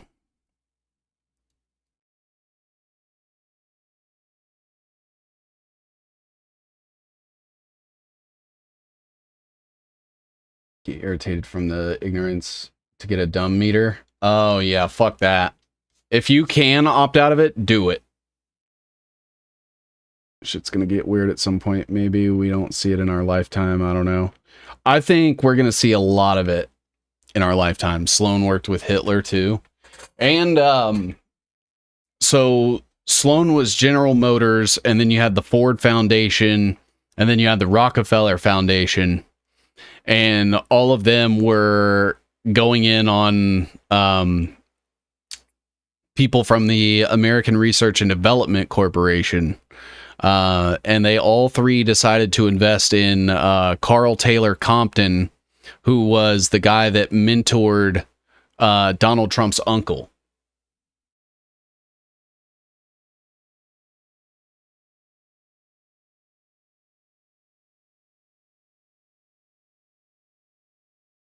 So what else has he done? Oh, he's dead as fuck. All right. MIT, took a job at Citibank.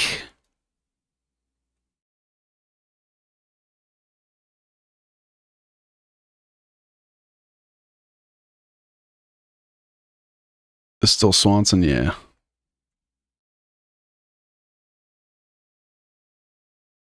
Citibank.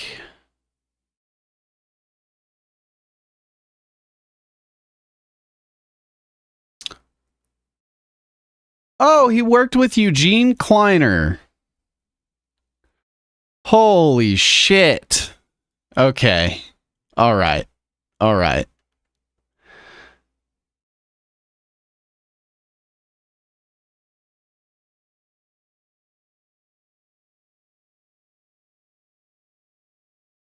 So the reason that that's important, I'll show you guys here in just a moment. So George Doriot,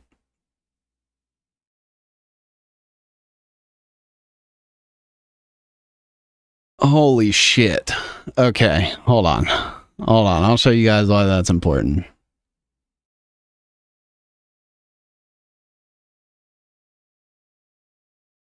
So Georges Doriot was the mentor to Thomas Perkins, and then Eugene Kleiner was basically he was partially responsible for setting up Silicon Valley, where it is, what, tech and everything like that. New money system. I won't be pushing precious metals because I don't participate in CBDC. You can go Donald's dad, Donald's granddad, Enoch L. Johnson, New Jersey Boardwalk Mafia, or any new digital money systems when the fiat finally collapses. Well, that's why I'll always say, I'll always say that just at least make sure that you're as food independent as possible.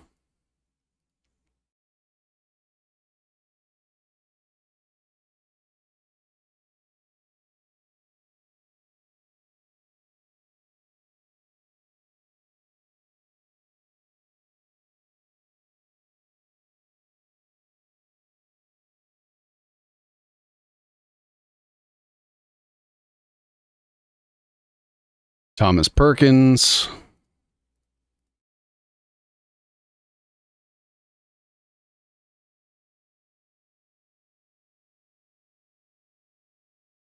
Let's see here. I think I might be able to make some room.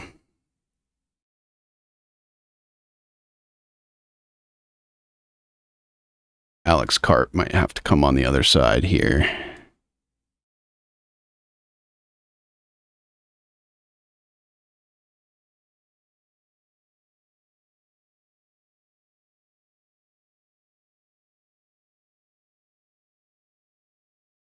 David Cohen, CIA. So Thomas Perkins.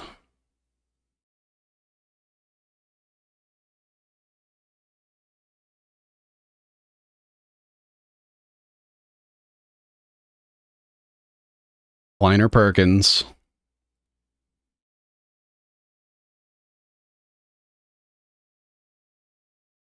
And then you had Eugene Kleiner,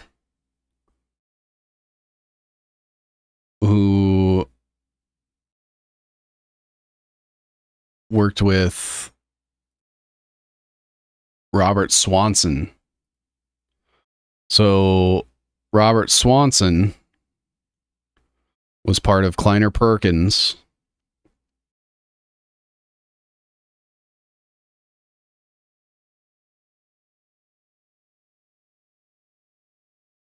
That'll make sense in a minute.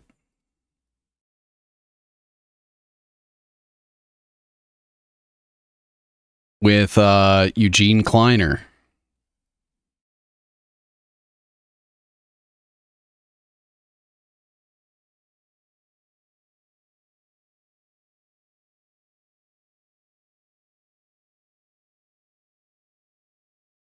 Bro, I can't even read half of my chat.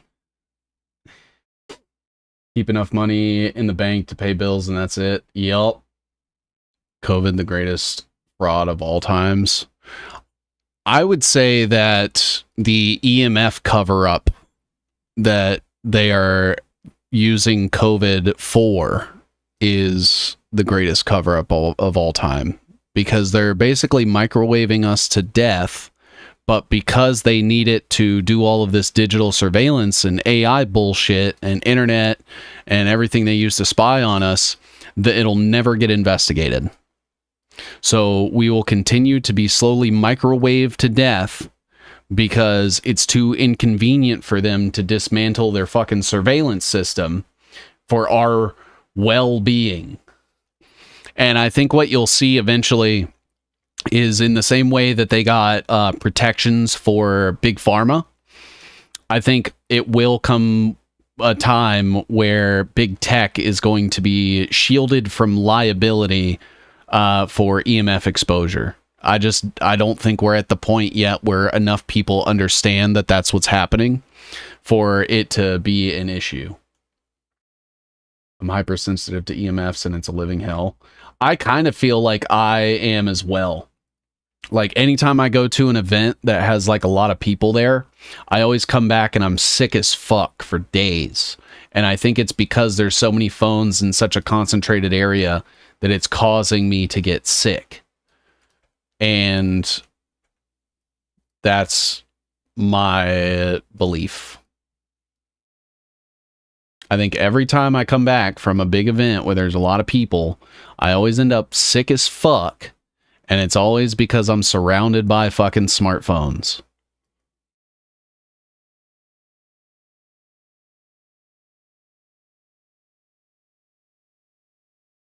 Better Call Saul was predictive programming for EMF. I believe it. They made his brother out to be crazy because he was like, I'm allergic to electricity.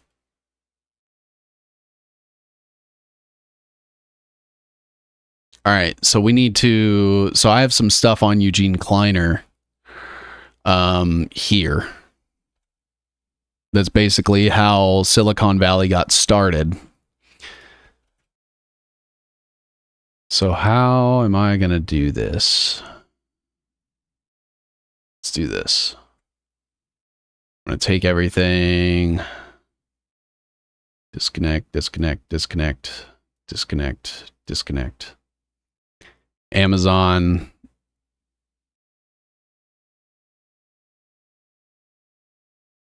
Fairchild. Tandem Computers. William Shockley.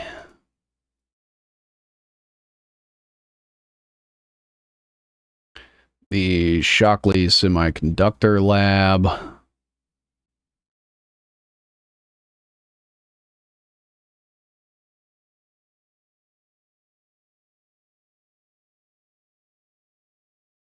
To Beckman Instruments.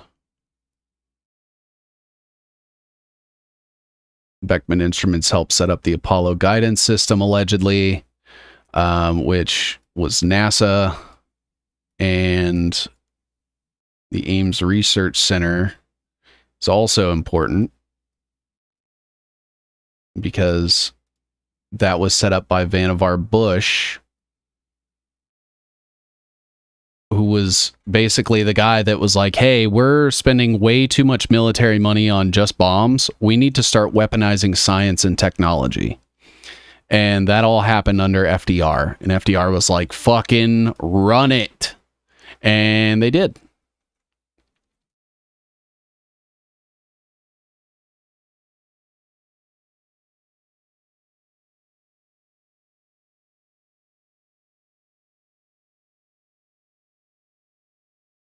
All right.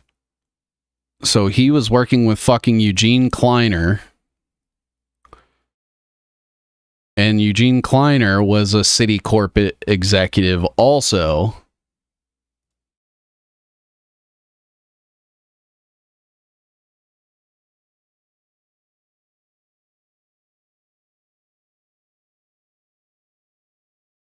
I guess I'll put it down here. Citicorp.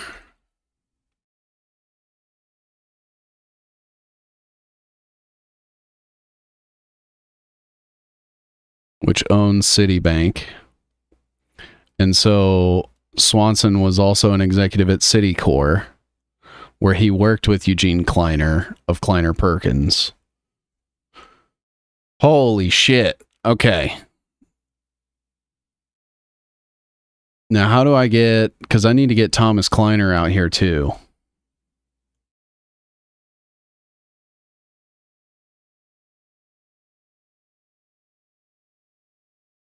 Oh, yeah.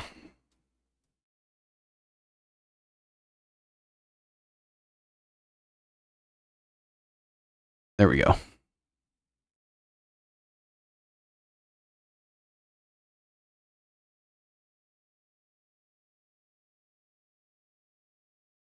Three great books: The Invisible Rainbow, Radiation Nation, and Dirty Electricity. Vannevar Bush started Raytheon, friends with John Trump, physicist MIT, took Tesla's papers. Yep.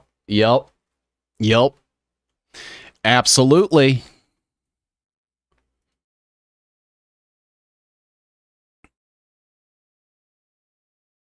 So let's see. Let's make sure that we get all this.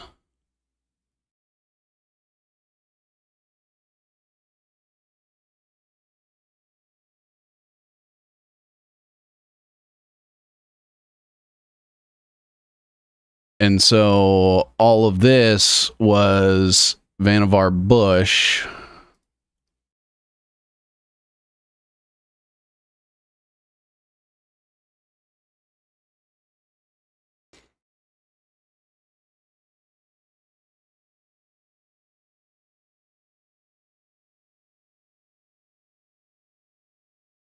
Who worked with the NACA, which was the precursor to NASA.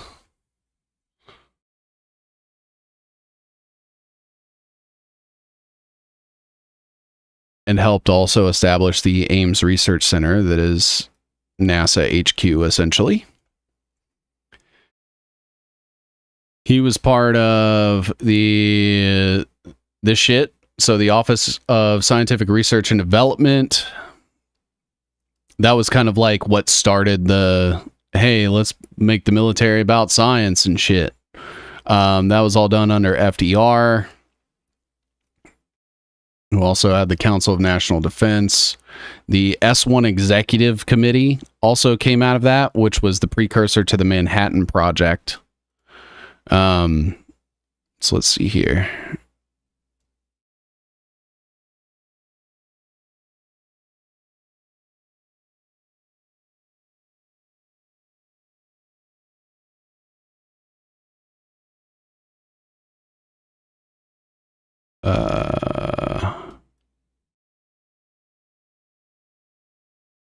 There's got to be a good way to do this.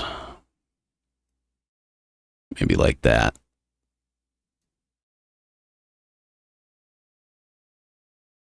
That'll work. So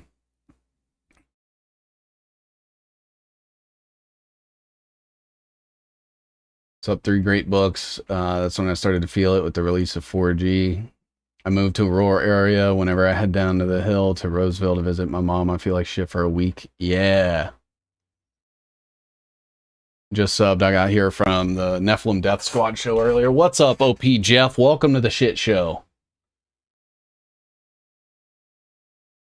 So we're basically, what this show is us like going through and mapping out all of those webs that you probably saw from the show, and doing that sort of in real time together with everybody, to show people, hey, even retarded people can do the research if you just want to.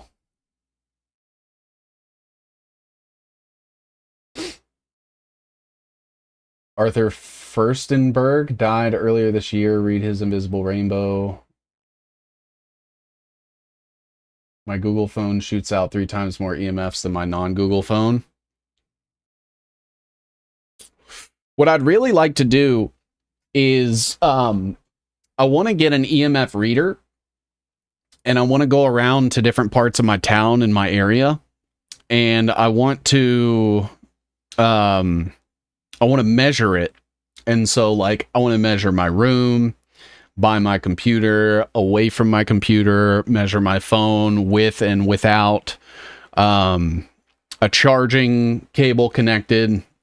I want to test it with like airplane mode, and then I want to go to rural areas, and then I want to go to the city, and then I want to go to like high crowded areas, and I want to measure how much EMF I'm being exposed to just going out and existing. Like if there's a way to essentially prove that my city and or county is killing people with EMF, maybe it can be something similar to like how they're doing with fluoride right now.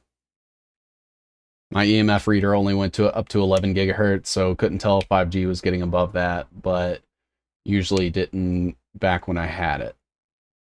I bought a tri-field meter in 2020 and started measuring everywhere. It's bad at schools and parks. Yeah, they always put up 5G towers right next to the school.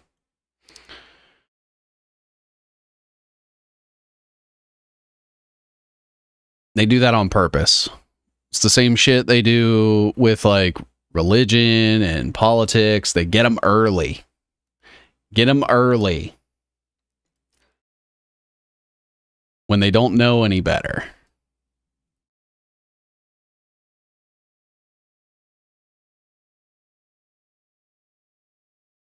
Carnegie Institute for Science. He was part of the National Defense Research Committee under Truman.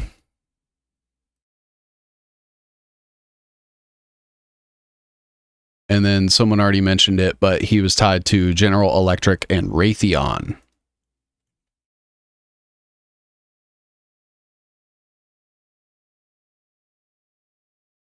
And then he was also part of this Spencer thermostat company that eventually ended up facilitating a deal with Texas Instruments through Bain Capital. So let me see if I can bring this down just a little bit.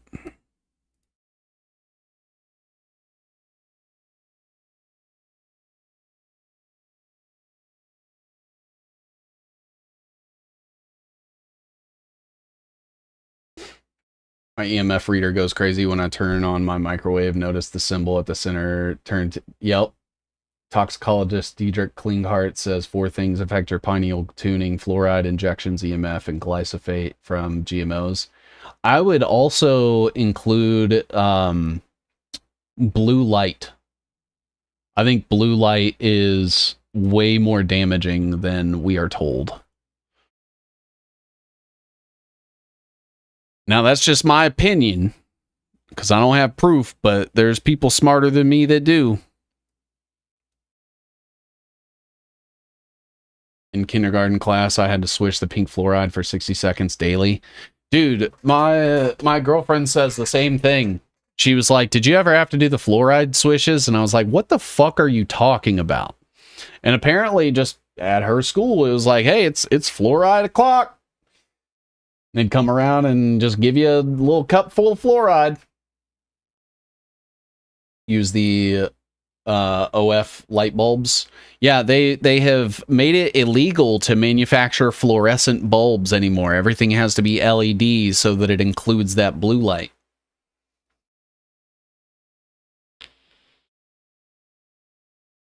Yep, EVs, cell phones, satellites, wearables. Blue light fucks our vision big time. Get blue light blocker glasses and turn off blue light on your phone. I have blue light blocker glasses, but I look like a fucking nerd. So I'll wear them when I'm like at the computer, not on camera. No, really the biggest part of it is that it causes like this huge glare. Blu-ray.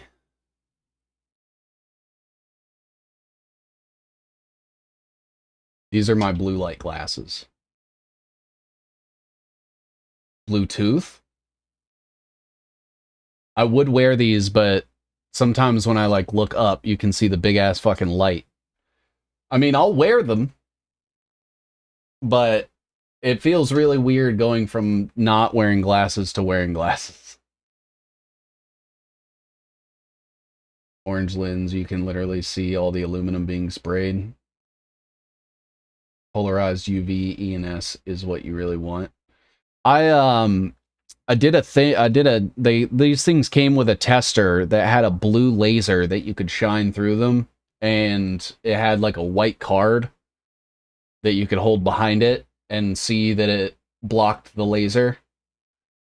So I feel like that is pretty good, right? When they include proof that it works. Like a smart Jamie Dornan. I don't even know who that is.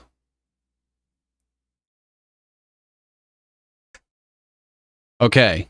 So we need to get back to Eugene Kleiner and Robert Swanson. Took a job at Citibank.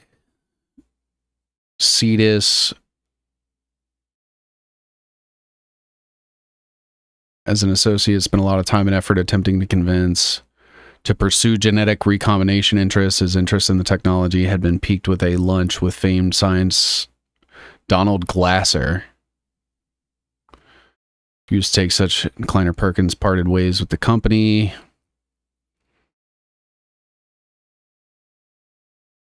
And then Swanson's position was terminated. Yikes.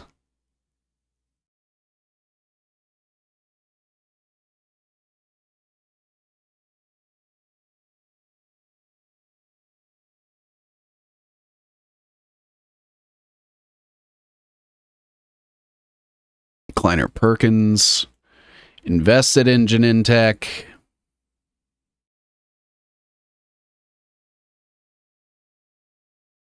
Anytime you guys see Kleiner Perkins, you might as well just assume that it says military industrial complex. If you guys can make it to where your brain oh dang, 7Cs, I have a document open on my laptop about EMFs. I'll try and put it in the chat. Let's go. Dr. Jack Cruz on YouTube will explain the blue light to you. The one thing that I dislike about Jack Cruz is that he pushes Bitcoin. If he would stop pushing Bitcoin, I would be a much bigger fan. It's troubling that they're installing purple and blue LED streetlights everywhere. Eventually, it will be a grid to switch on certain frequencies. Yup. Yup. Oh, what do we got here? What do we got here?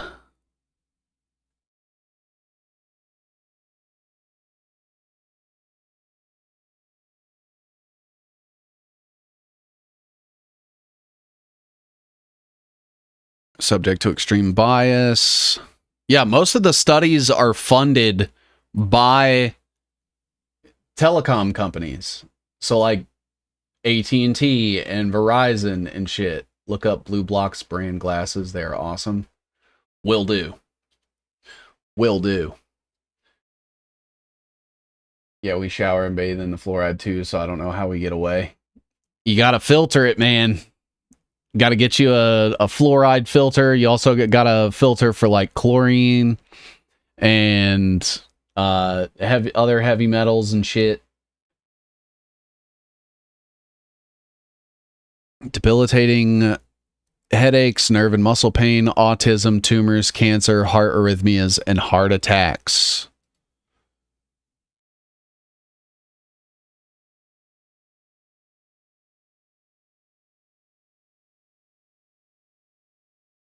Yeah, this is pretty good. I've got a couple posts about shit too. If you guys just go to my Twitter profile and you search EMF, typically you'll find some shit. The Barreau water filter I use. You city councils have to be smart, but they get bought or something. Essentially what happens is even on the local level, there will be NGOs and nonprofits and other think tanks and shit that are splinters of bigger think tanks. So think like the Heritage Foundation has splintered think tanks from it, right? And those are basically distributed geographically throughout the country to manipulate public perception in local cities and counties. They also funnel money into the campaign, the advertising and marketing, and they hide it behind like labor groups and other things like that. My heart goes crazy. I wear silver-lined hat, gloves, and hoodies whenever I got this stupid phone near me. Fuck. Telco power tech EMF is going to wind up being this century's asbestos at some point. I'd argue that it's going to be worse, because I don't think that they're ever going to do anything about it. I use red light therapy sometimes. I have considered getting like red light stuff.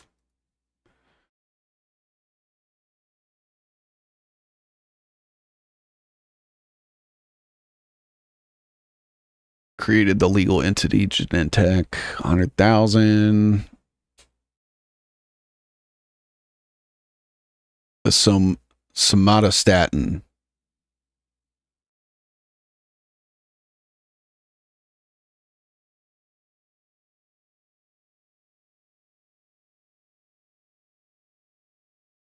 Human insulin.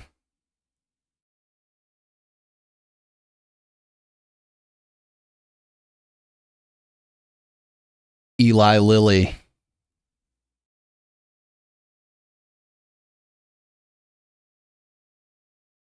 I know I have them on here already somewhere. There they are.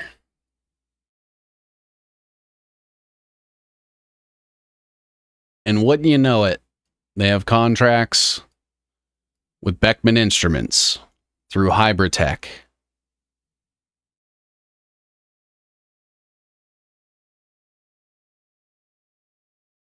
So we have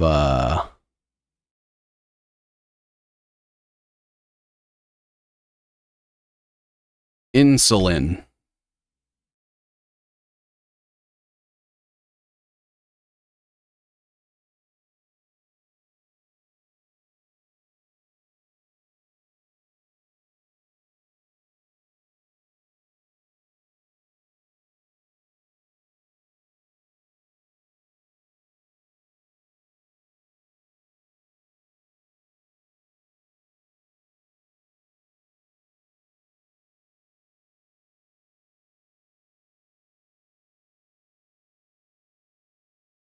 Gonna move some stuff around.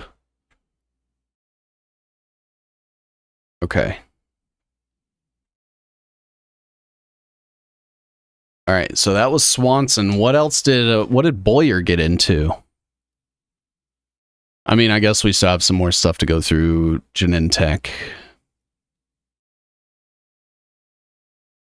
Swanson left his position.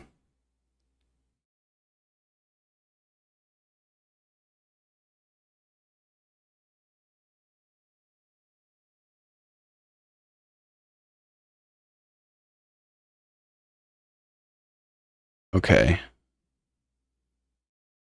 And then we had Herbert Boyer. He discovered recombinant DNA, a method to coax bacteria into producing foreign proteins. Oh, you don't say.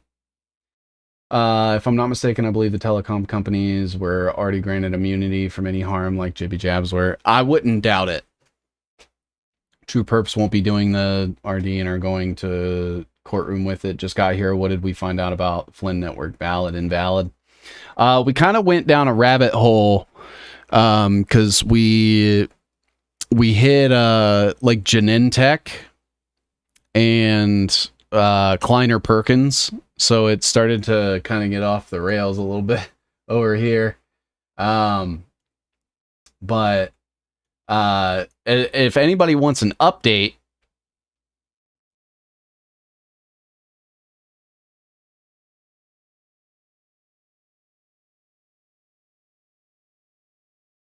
here's the Flynn web so far.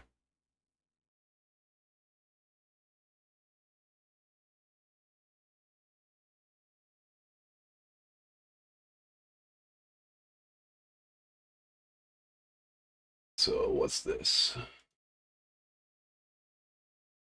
Oh yeah, if anybody can get a hold of Sabrina, I still would like to talk to her at some point. I'll sleep when I'm dead, I suppose. Pay attention. Good MAGA folks, the whole world is watching, shitting themselves. It's in every nation, false prophets using our Lord's name for evil intent. I don't normally post this, but now is the time. Enough is enough. It's not about one good and one very intelligent redneck on her porch with balls as big as President Trump or New Hampshire's Mike Gill Sr., who has been trying to expose this for 20 years.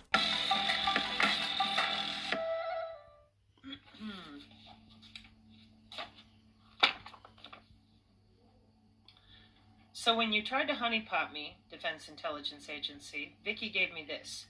And she actually sent it back. She didn't have to, but she did. So, TSSCI, she got this from somebody who for several years compiled all your Twitter conversations. That's what all this stuff is. Twitter conversations about the Majestic 12 and you bullshitting, telling them, oh yeah, young nerds, we're going to do something different. Okay? And I took umbrage with her. I never read this up until yesterday or the day before when the power went out. And so I'm sitting here and I'm reading things. Why am I reading things? Well, while I was doing research with juxtaposition, I wrote myself a note. Blow apart with a DNA shock sequence up the spine. So you're blowing the spine apart vertebrae at a time, layering like railroad crossings, X's up the spinal column with the pegs. So you blow their spine apart that way for hybrids. Specialized sync, specialized kinetics, MAC ID, wireless sensor networks. Nodeless, frequency combing, frequency hopping, integrated photonic circuits, and all the rest. Yeah. Create the right biosensor, you got the right tissue density, the appropriate valence orientation with the molecular communication. Clicky, clicky.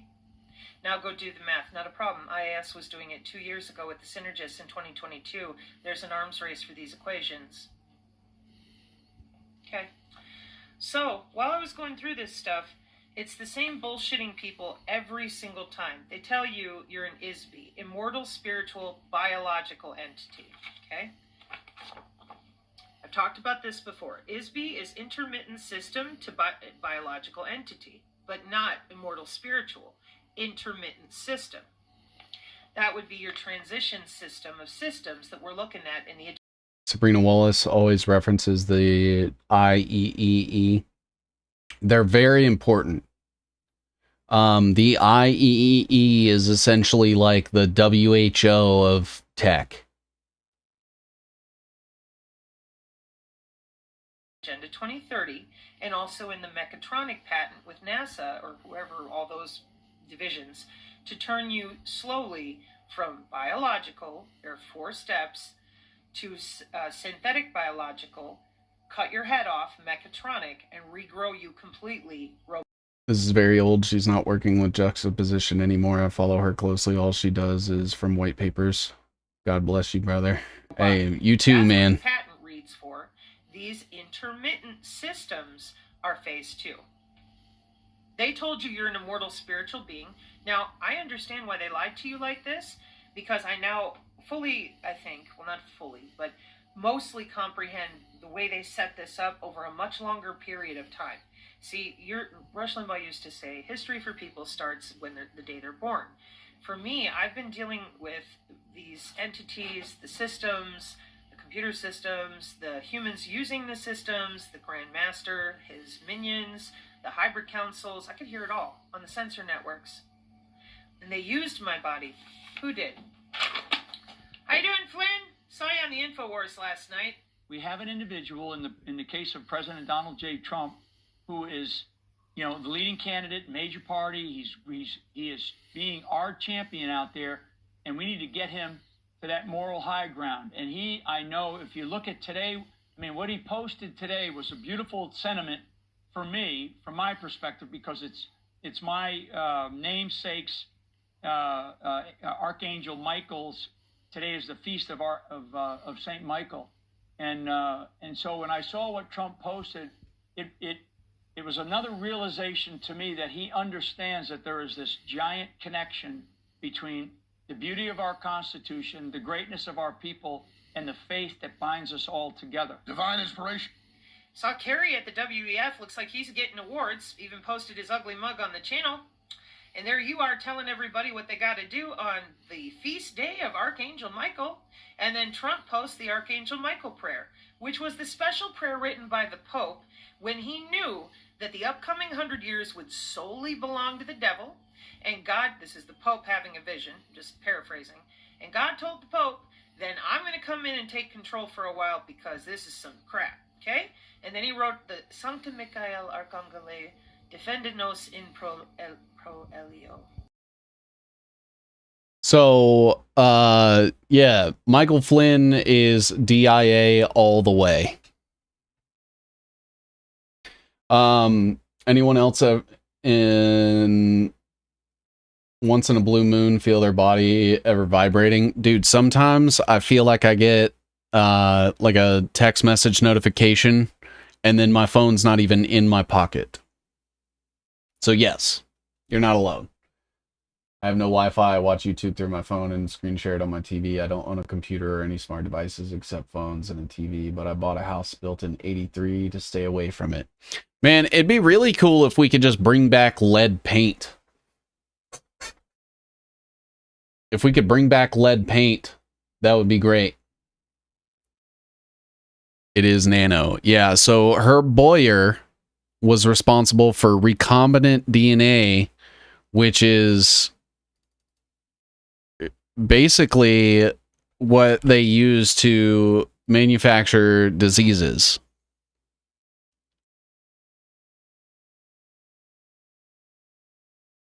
Method to coax bacteria into producing foreign proteins. Well, okay, so maybe not so much diseases, but this is what led to mRNA.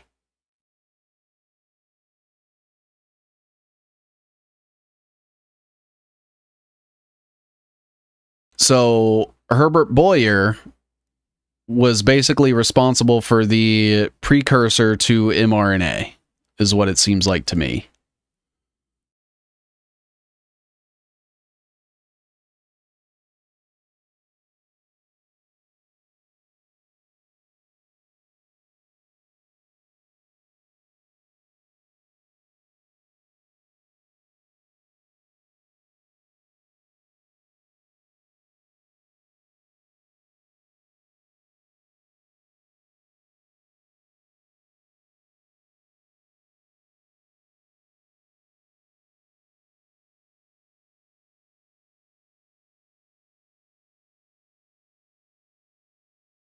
Let's do it like that. Yeah.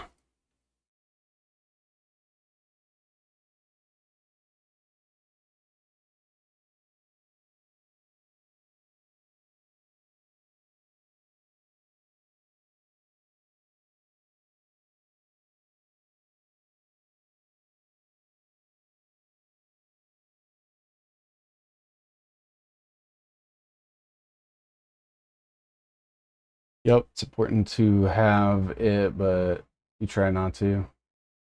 Flynn makes me want to puke. Me too. Phantom vibration is real. I silently assess my body, thinking my digestive system working, but I don't think so. It's very tricky to say what, but I sense it. I think they're logging in. That could be what it is. It's like every time your body vibrates, and it's one of those phantom vibrations. You're getting.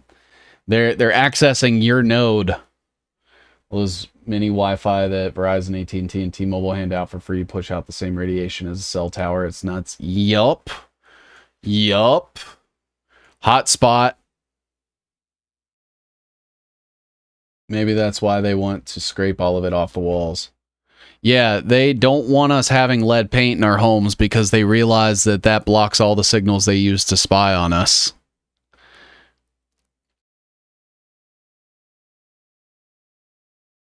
So he also went to Yale. Robert Swanson, Board of Directors of Scripps Research.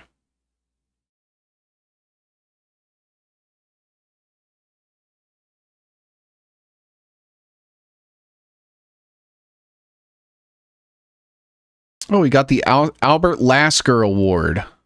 Go figure.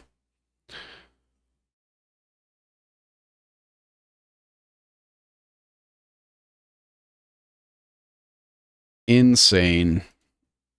All right, so let's see here.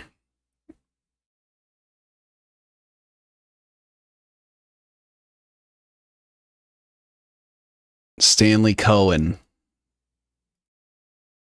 He went to Stanford.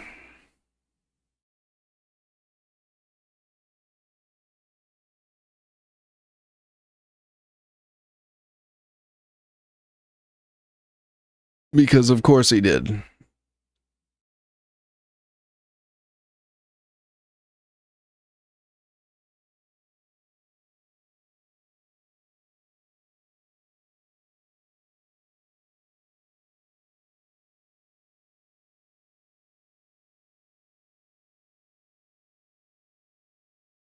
Him and Herbert Boyer were the recombinant DNA guys. And Craig Nixon. I think that's all we needed. Nope. The Bill Clinton impeachment. Committee on Foreign Affairs. Bill Clinton impeachment was Bob Barr. Okay. All right. Anytime you guys see Stanford, you should just read it CIA.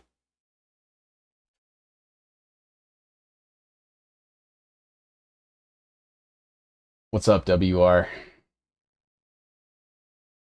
It sure the fuck wasn't because babies were eating paint chips. Dude, right? Someone say aliens, but I know it's somehow government-related messing with people in their bodies. Yep. Time to buy some lead paint. I can sheetrock my walls and just paint the inside of the sheetrock. Yep.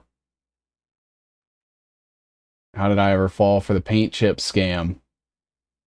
So you can ask questions if you want. What's the difference? We'll never meet. I think it helps. Plus, try the biofield practice I learned from Sabrina Wallace. We were all played at one point. Piloerection is powerful and probably the answer. Fell for it. Yeah, I will be the first to tell you guys I also fell for it. I'm not particularly smart. I'm not clairvoyant. I don't have superpowers, and I'm not that well connected.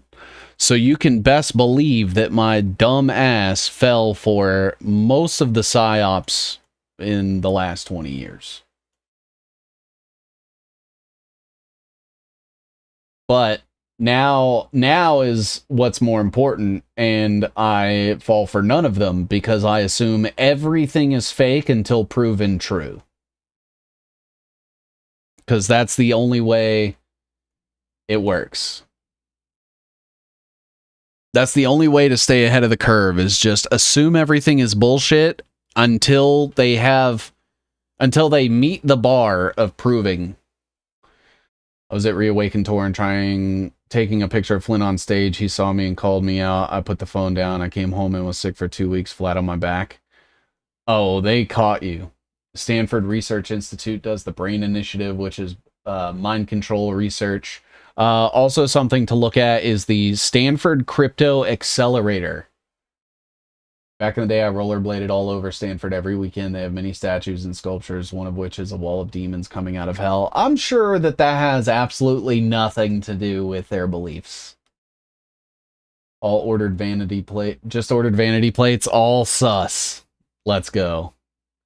You've earned stripes, now prove all things. Exactly that, the ancient code. Be glad you are all younger and figured it out early. Would be nice to bring back lead paint. Dude, what if I started a lead paint company? Would you guys back it?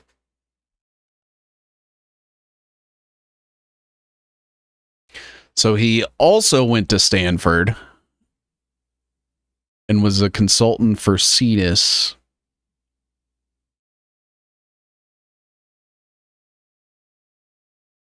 And so what's this Cetus Corporation?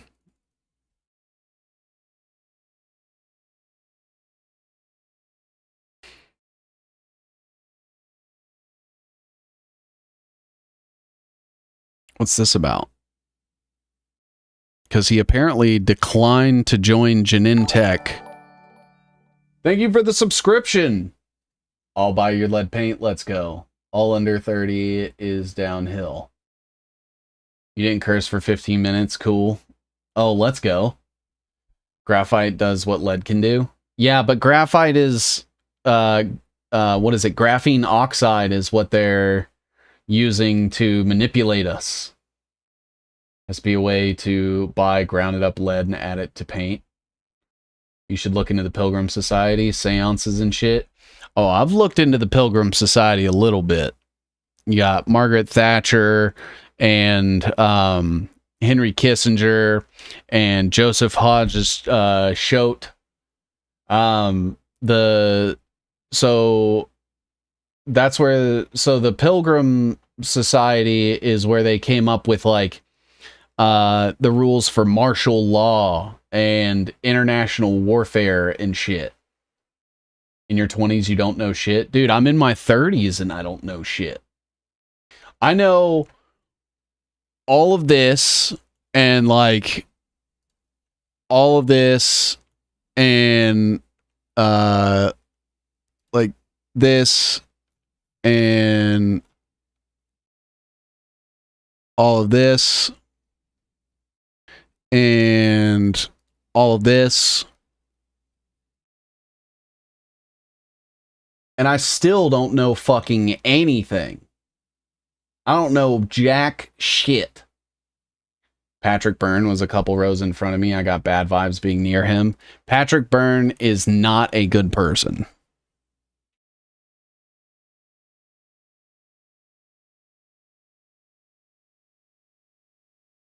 I think that's the number one thing that's always going to get in the way of there ever being a public awakening is like when you try to explain all of this shit and how complicated it all is and how it all ties together.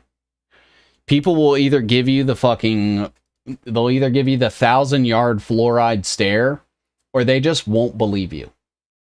You'll be like, yeah, so Henry Kissinger was part of the Council of Foreign Relations and he worked with Paul Bremer and fucking Paul Bremer was part over the Iraq War and fucking Alvin Krongard was working with Eric Prince and awarded the first contracts of Blackwater to Iraq and Afghanistan and blah, blah, blah. And people are just like, okay. And you're like, dude, I need you to understand all of this so that when I go to explain all this other shit, that you get it. And it's the amount of context needed to even get someone up to speed to where they kind of understand what's going on is impossible. You can't get people to pay attention that long. You can't get people to understand these networks because they have spent the last 100 years making sure that they were making people as stupid as possible. So you either have to be a neurotic, autistic fucking person that's obsessed with this shit, or you just never know any of it.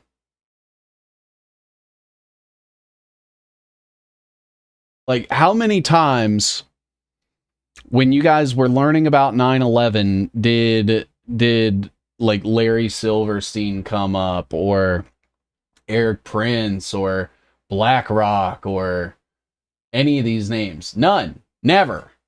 It's on purpose. It's so that the entire burden of explaining how shit works falls on a few people that don't have the time, resources, and reach to educate everybody fast enough. Like, even with all of this shit, like, this is still not enough. It's not enough. It's not simplified enough. It doesn't paint the picture well enough because people still don't fucking believe it. All of this shit is public record. All of this shit can be easily found, vetted, verified, and they never want to do the research. And they never believe you at face value, rightfully so. But then it just makes me look like the crazy person.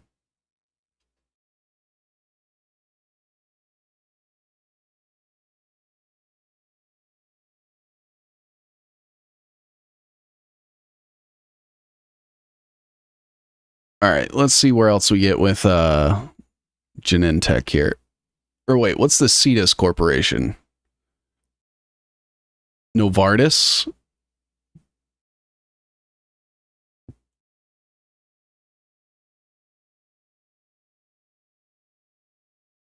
Novartis is the 8th largest drug company in the world.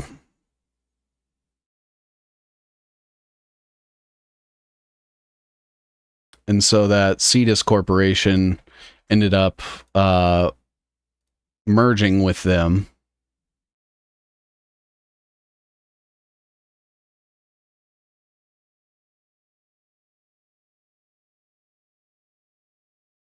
We live in a country full of dumbed down narcissistic fools. Exactly. My vibe's about people speak loudly to me. It sounds like you 7Cs have learned and do know a lot. I do feel like I know more than the average bear, but then I'll start talking to people and realize that I still don't know everything, and they'll basically open up a rabbit hole where I'm like, fuck, man, I am way dumber than I thought. And that happens to me all the time. That happens to me a lot.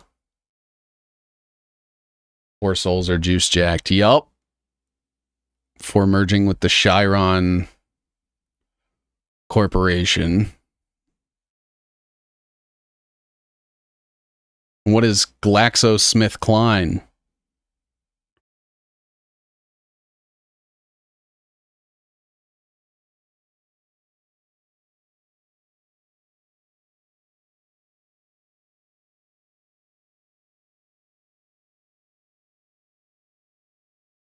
GSK.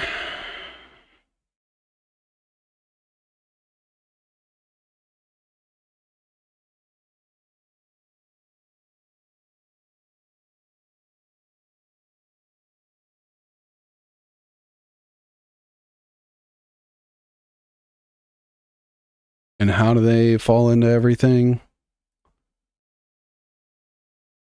Acquired by Novartis. Novartis completed the sale of its blood transfusion diagnostics unit to Grifols and announced agreements for the sale of its vaccines unit to GlaxoSmithKline. Ah, I see.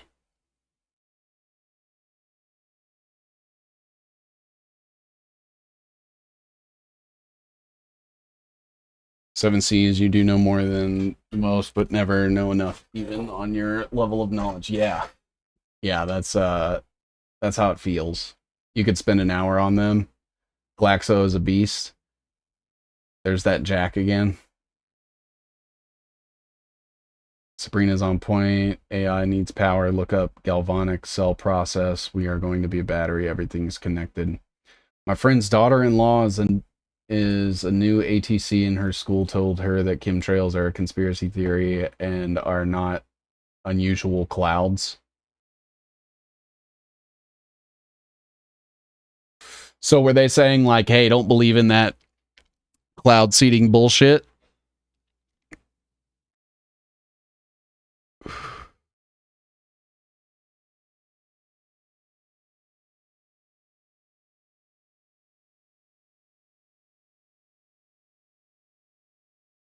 Johnson & Johnson, huh?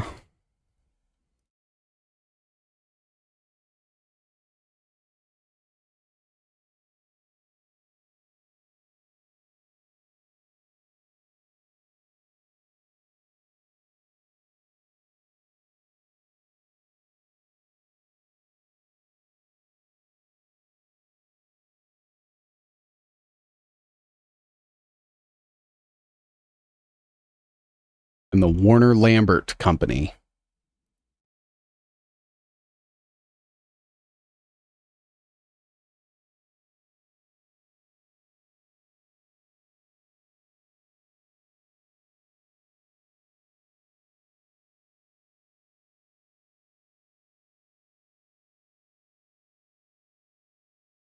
American Home Products before Pfizer made its own offer to acquire the company. Pfizer bought Warner Lambert.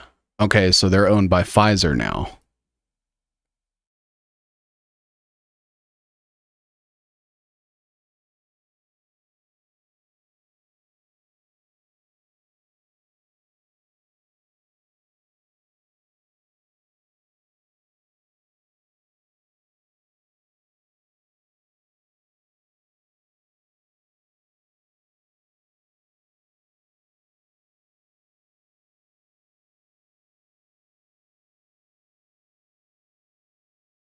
Okay.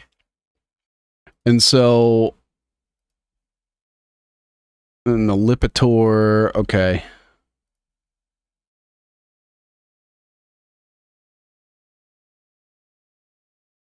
Gregory Lawless.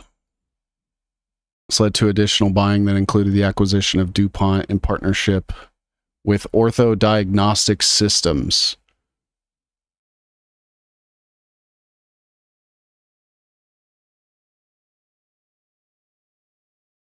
So Greg Lawless came from DuPont, and then Chiron acquired DuPont? Is that right?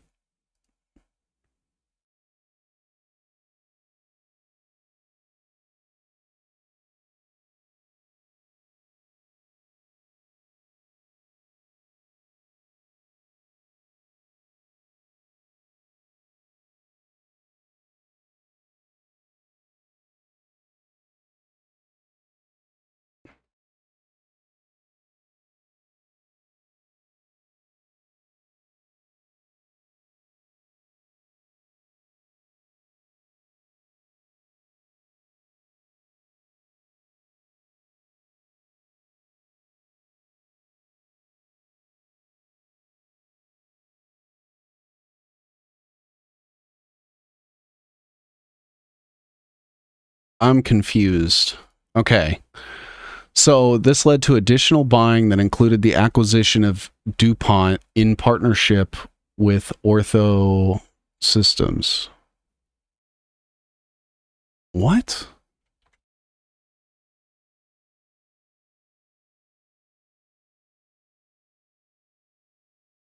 They want to be spoon-fed this information. I know, and that's kind of what I try to do. But then it gets even worse. Any monkey should know about cloud seeding. It's the rad radar and HARP stations working with 5G towers to direct and intensity storms and earthquakes is what people need to learn. And you combine that with like satellites as well. The hell is Greg Lawless? Sounds fake. I know. The Chiron Corporation and Ortho Diagnostic Systems, a unit of Johnson & Johnson, said they had an agreement to buy most of the AIDS and hepatitis blood screening business of EI DuPont de Nemours and Company. The companies, which said last week that they were discussing the acquisition, did not disclose terms. The business will be combined with Ortho and Chiron's AIDS and hepatitis diagnosing business.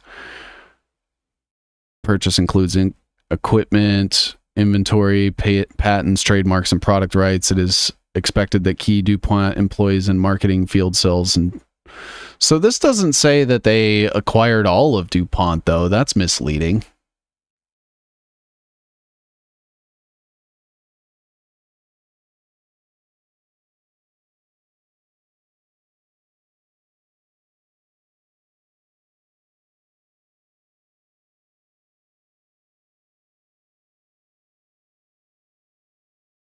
There's Genentech, Perkin Elmer,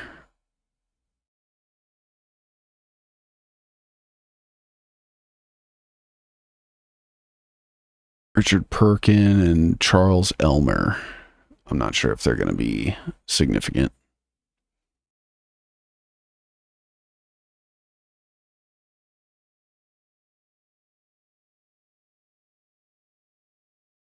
Yeah, so this is saying that, okay.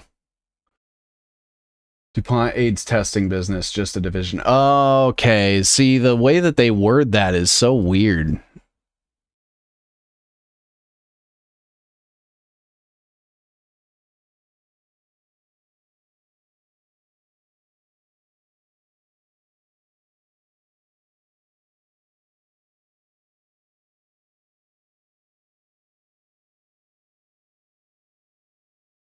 The acquisition of DuPont in partnership with Ortho Diagnostic Systems.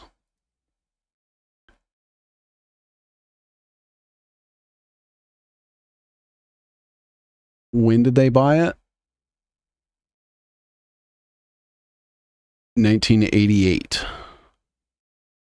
81 to 99.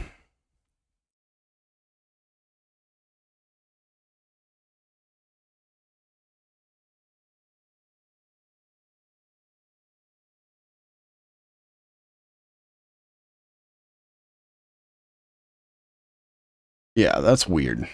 Okay. Let's go back to Genentech.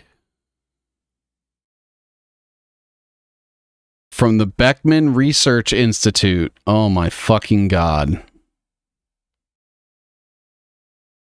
Alright, so let's go find that. Beckman Instruments.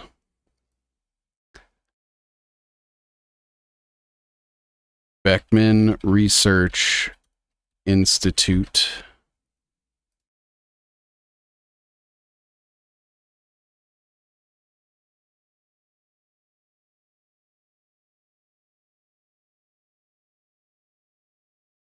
And that was Boyer. So Arthur Riggs and Keiichi Itakura.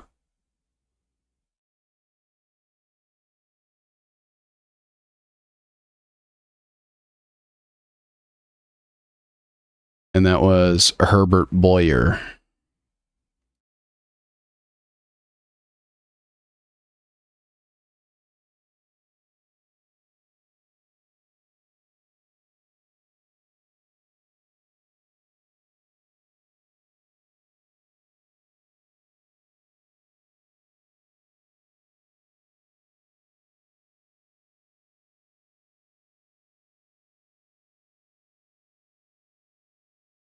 He worked with Arthur Riggs, and the other guy's name I'm not even going to pretend like I remember.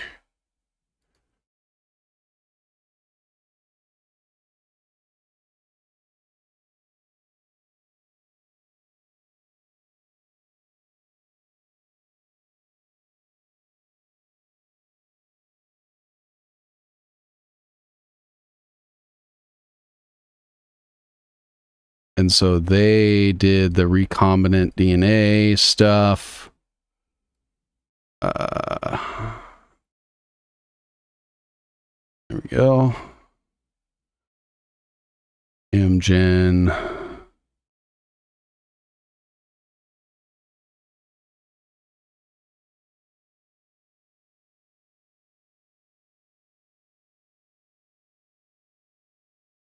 Okay. And they were both with Beckman Research Institute. Most people smack the spoon and throw it across the room, or rather a product portfolio. I found a dentist in New York named Greg Lawless. So far, was Cetus a god in Greek mythology? Probably. Hey, 7Cs, what is this program you're using to map everything out like that? It is called Obsidian, and it is free. And it should be available on Apple, Google Play Store, Windows. It even works on Linux. Otherwise, I wouldn't be able to use it. We're clear, it was DuPont's product line portfolio. I see. I didn't even wake up when 9/11 happened. Most people didn't. LinkedIn UK MD specializing in digital technology, Gregory Lawless. Yeah, I think everything we're gonna get out of Greg Lawless is a whole lot of fucking nothing. Lead paint and blue roofs. I also use Linux Mint. I'm also on Linux Mint. What are the odds? Nah, yeah, I got away from using Windows because I found out that they're doing that Copilot shit, and I was like, all right, well, I don't want that. So let me get off of this and get on Linux. And then lo and behold, Linux was just fucking created by Eric Schmidt when he was at Sun Microsystems.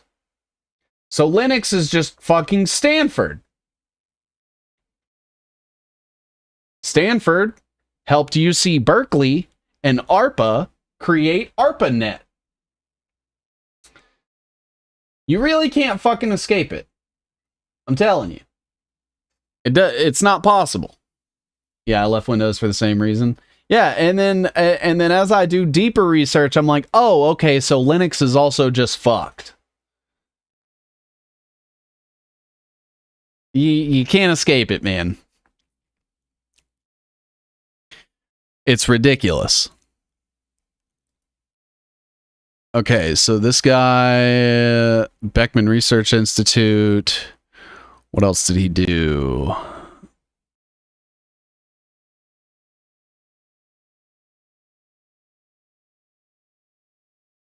Somatostatin, Genentech, Eli Lilly, and then he kind of fucked off. Okay. What about Arthur Riggs?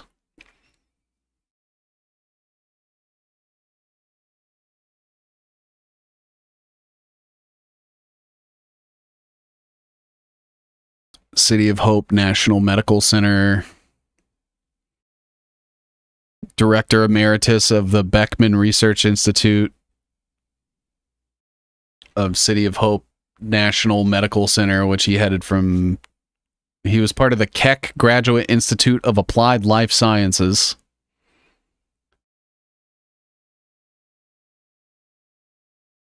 Mammalian DNA replication.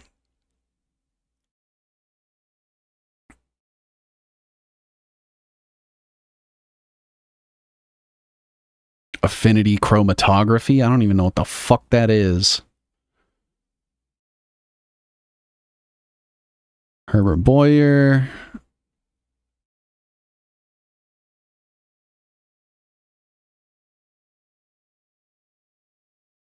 More Beckman Research Institute shit.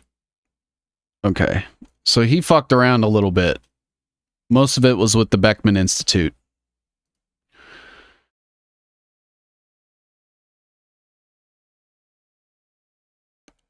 And then David Godel and Dennis Clyde were added later. Acquired Tanox and Zolaire.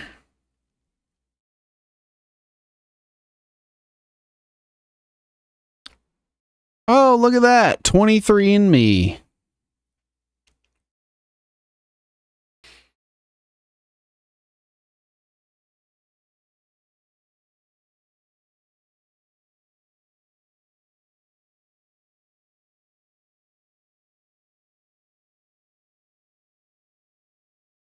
.23andMe. So if you ever use 23andMe, then Genentech has all of your fucking DNA information. Did not know Sun Microsystems did some Linux. They had their own OS, Solaris. We ran their Java servers before they got bought by Oracle. Yeah, it was I believe it was primarily Unix. That Sun Microsystems was, because I think that was Eric Schmidt.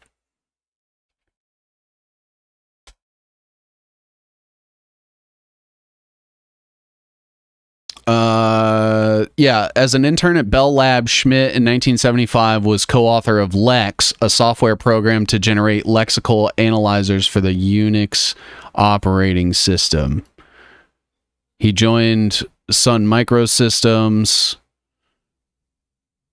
And so Unix, okay, maybe it was Bell. No, yeah, okay. So initially intended for use inside Bell systems, AT&T licensed Unix to outside parties in the 1970s, leading to a variety of both Unix variants from California, Berkeley, Microsoft, Sun Microsystems, and IBM. So maybe not Linux per se, but they did have their own group. Okay, so Linux, Unix, open source. So Linux is AT&T.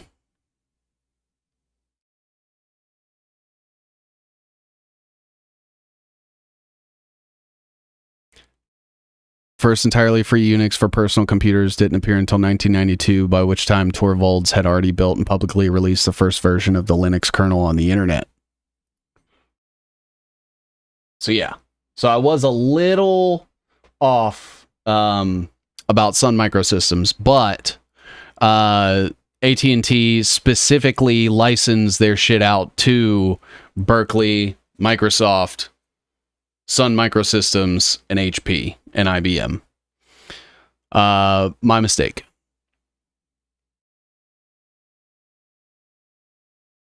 Bread and circuses and safe conversations. Wojcicki's sister married Sergey Brin. You already know. I have them somewhere on here.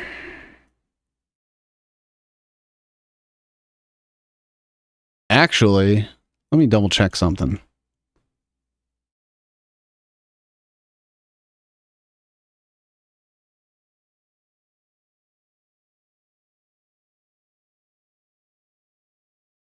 Yeah, I already have them up here. Fuck.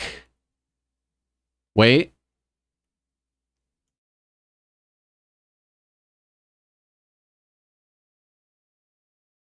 $23andMe. Okay. Yeah, we got to move some stuff.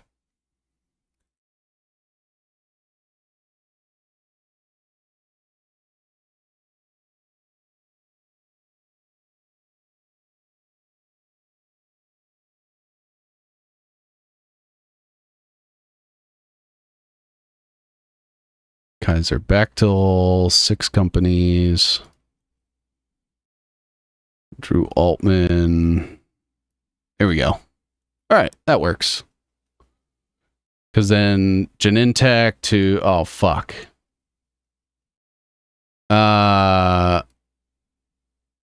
Maybe?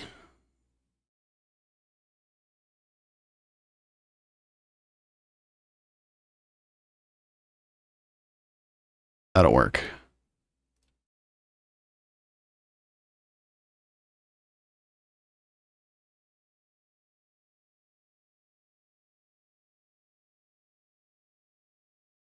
There we go. All right. All right. So yeah, then you get Ann Wojcicki, Susan Wojcicki, YouTube, Google, Sergey Brin, Jeffrey Epstein. Well, Unix is the base for Linus Torvalds Linux, which is Red Hat. Usually Unix was Bell Labs. Yeah. That is way more accurate than the things that I said. Correct. But I will say, you know who worked at Bell Labs? Eric Schmidt.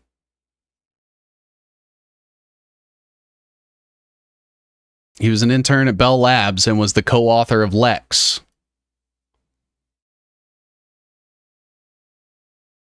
So he was already familiar with Unix. And then went on to go work at fucking Google. He's also on the board of trustees of Carnegie Mellon University, Apple, Princeton, and the Mayo Clinic. He owns a minority stake in the Washington Commanders. But he's part of all kinds of shit. Eric Prince is like the... So you know how, like a couple years ago, Peter Thiel was like the shadow guy that nobody knew about that was secretly like funding a lot of Elon shit. Eric Schmidt is that to Peter Thiel, where all the eyes are on Peter Thiel now in Palantir, and they want you to hate him, which you should. Meanwhile, Eric Schmidt and like Kleiner Perkins, Vinod Khosla, and all those guys get to still continue to build the technocracy, but nobody is mad at them.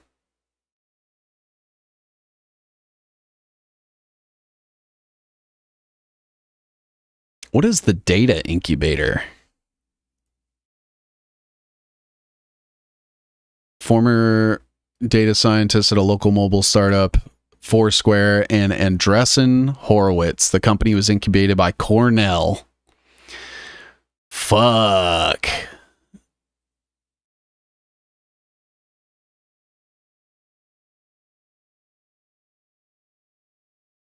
Booze Allen Hamilton.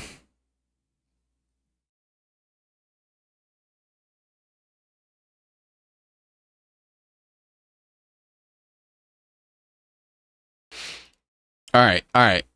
So I think that's about where we're gonna get with Genentech for today. What else did Cooley LLP do?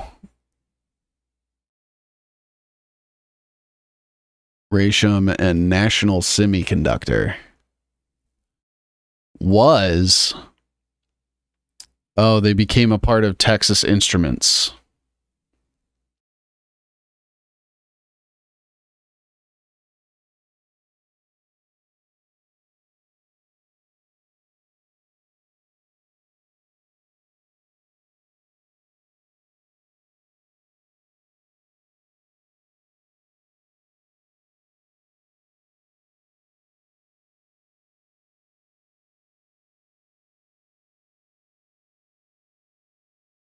The guys behind the fucking calculator.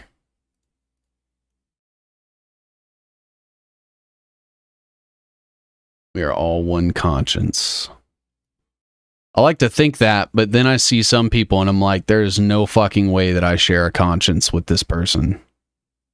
A consciousness. This person's barely fucking conscious.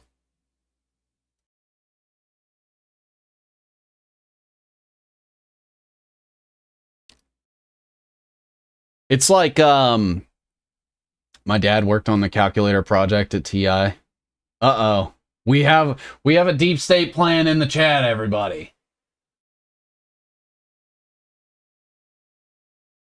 They're inside our calculators too. Yeah, dude, that's why they wanted everyone to have a fucking TI calculator. That's why the TI calculators were required by the State Department for public education courses. They made you fucking buy one. I'm convinced that all of our tech was part of some kind of infiltration agenda. That is the correct answer. Because what happened was the military industrial complex started VC Capital. VC Capital, from like the 40s all the way until today, they invest in the companies they want to succeed. And because they have unlimited money, because they're run by millionaires and billionaires, they get to... Basically what happens is they'll pick a person. That person will start a startup. And then that startup will get so much seed funding that the other people just can't compete. And so, basically, essentially, since the FDR administration, what you have is a bunch of fake fucking companies that are all owned by the same fucking people, and they're all chosen. Like, Google didn't start in a garage. Google was started by the CIA. And then Sergey Brin and Larry Page were selected to run the company.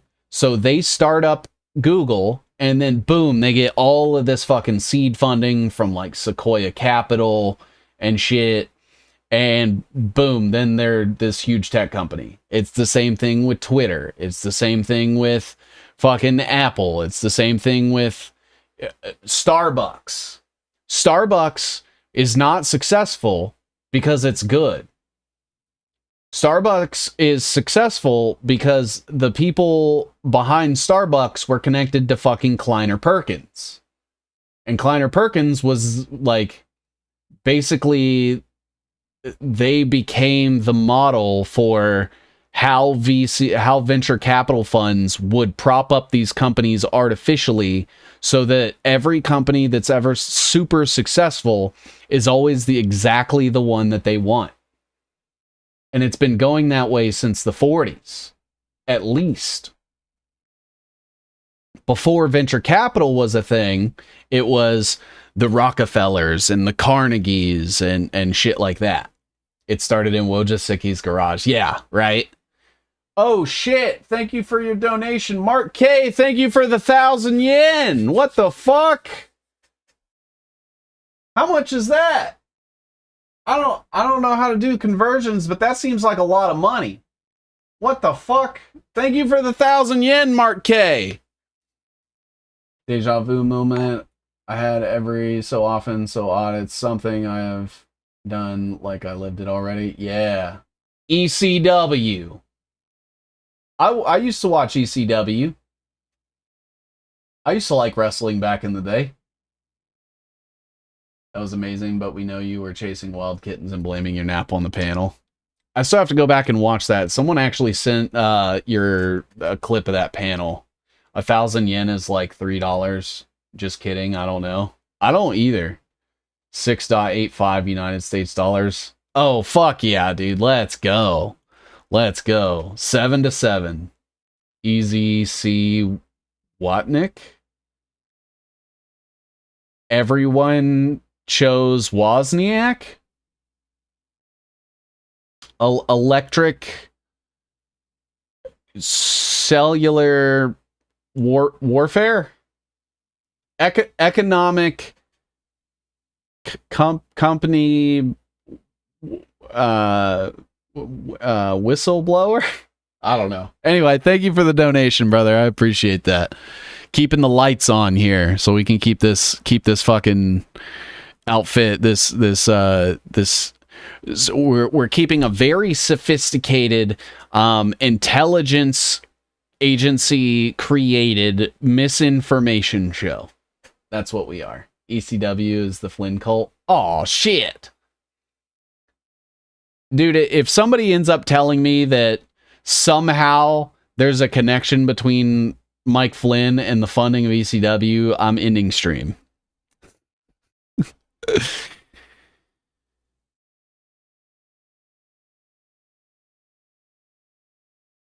Fairchild Camera and Instrument Corporation.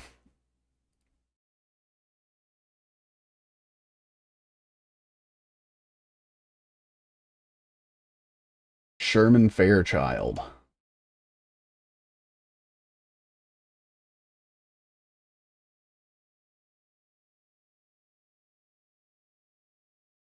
So this is where we start getting Fairchild Industries, the semiconductor shit. He was a co-founder and first chairman of IBM. And that was from this National Semiconductor. And so that was started by, oh, I see, Molectro. Okay.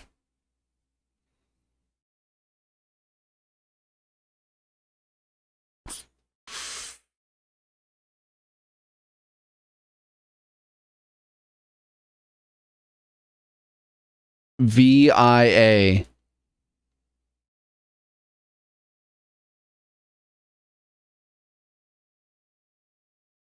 Conducts research and development. Okay.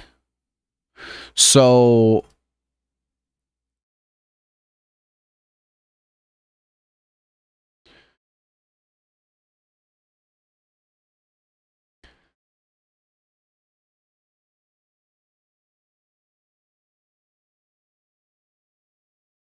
aha.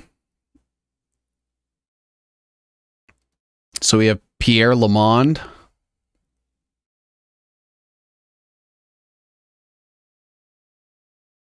And he was a partner at Sequoia Capital. And then he left to join Vinod Khosla's Khosla Ventures. And Vinod Khosla came from fucking Kleiner Perkins.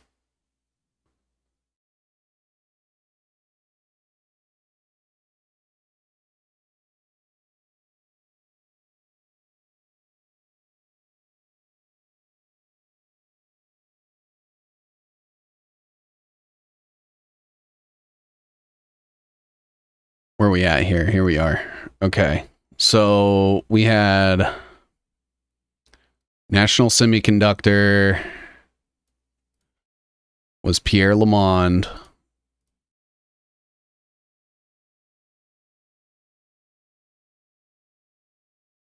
And he was part of Sequoia.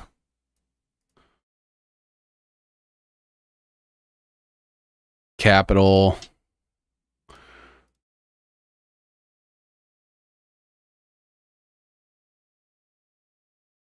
Sequoia Capital, I believe, was in bed with Eric Schmidt. Where is Eric Schmidt? There he is. So I've heard a lot about Sequoia Capital and Eric Schmidt being thick as thieves.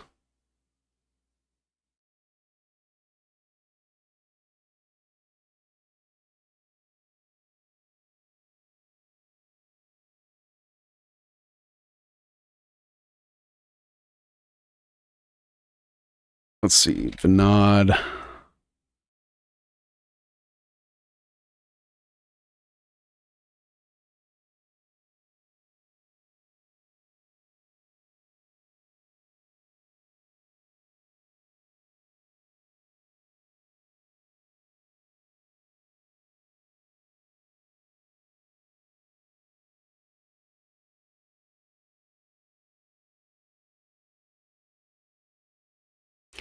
Eric Schmidt, 2025.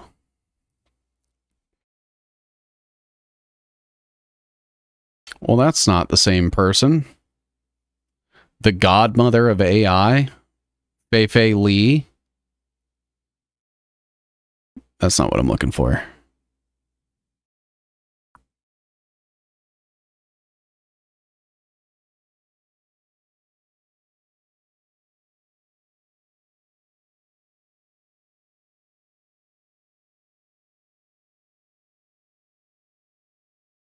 Relativity space.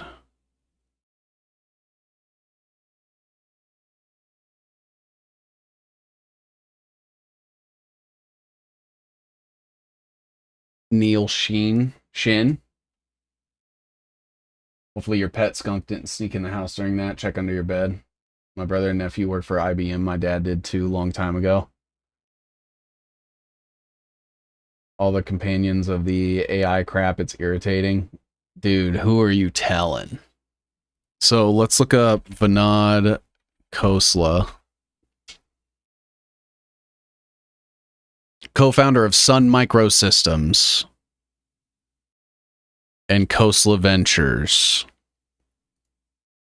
So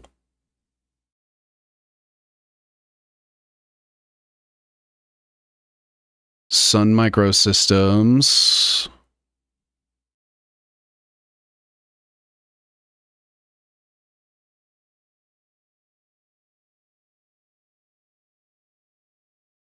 Vinod Khosla.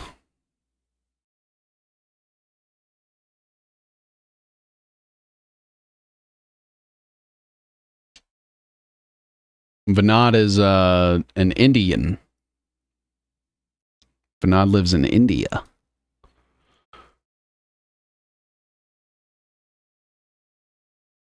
Already checked that. All good.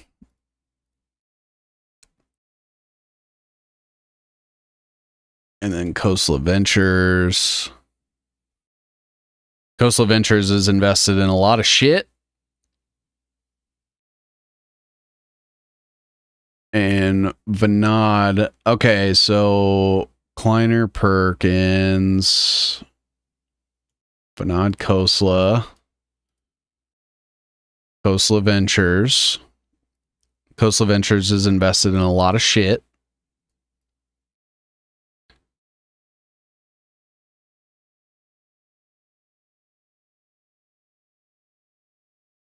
Let's go back to, it wasn't Sherman. Pierre. He was a partner at Sequoia Capital. He left.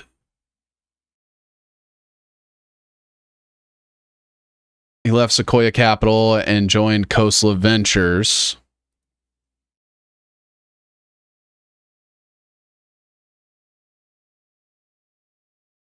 And Vinod came from Kleiner Perkins. He joined the Fairchild Semiconductor. So he was also part of the Fairchild Semiconductor. He ran the National Semiconductor, which we already have.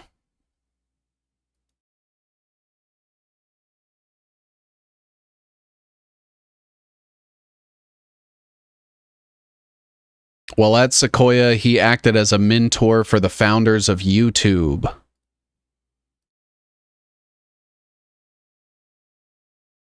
Sequoia Capital. Where's Google?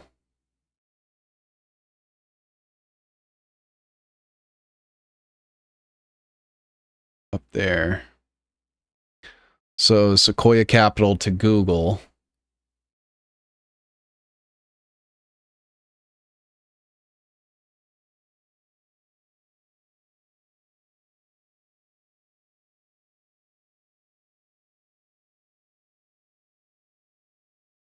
We have Dean Rusk, who was Oxford. He was part of some group called Scabbard and Blade. I don't know if anybody's ever heard of that. I hadn't before looking it up. Scabbard and Blade.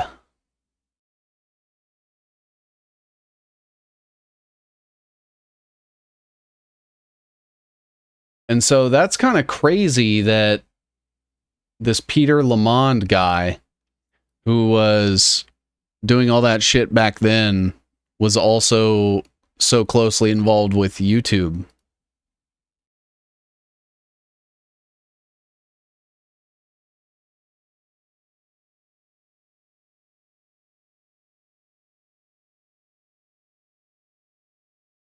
Head of Microsoft, Alphabet, IBM, Adobe are all Indian. Yeah, Indian Vinod pressure cookers are a must. Stainless steel, no aluminum. Amazing.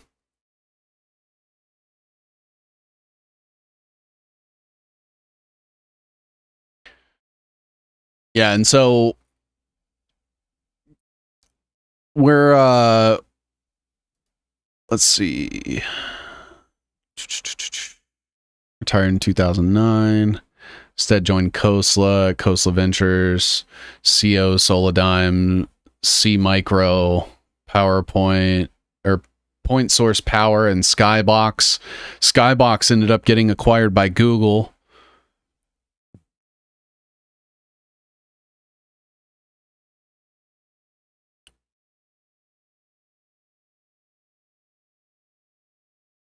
Where he is currently partner emeritus. Eclipse Ventures. Okay.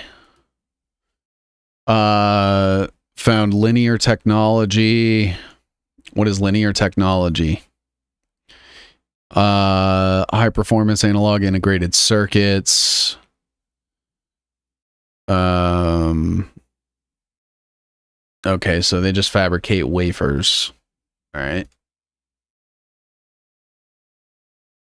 Rockwell International's Georgia Institute of Technology. It chose to divest itself of its then somewhat new plant, which became Tower Semiconductor.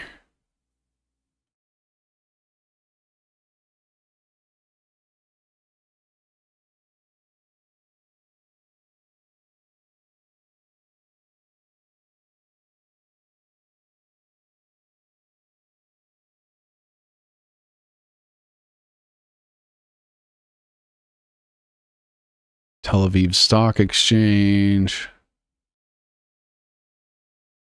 Oh boy.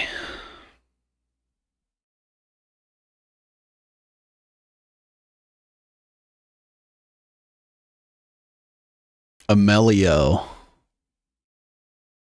Charles E. Spork was replaced by Gil Amelio. Oh, look at that. Bell Labs, Fairchild, Rockwell International, National Semiconductor, and Apple. Dude, I don't even know what you guys are saying in chat anymore. Okay, so that was National Semiconductors.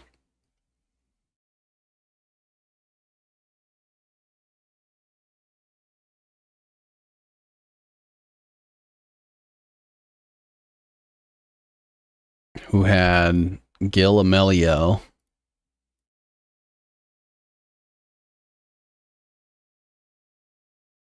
Gil Amelio was at Apple. at Fairchild, Bell Labs, Rockwell International. Where's Bell Labs at?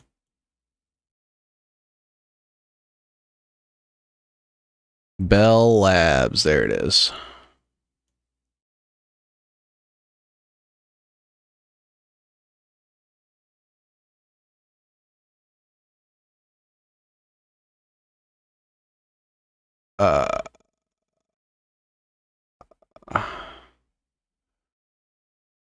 Man, shit's getting messy.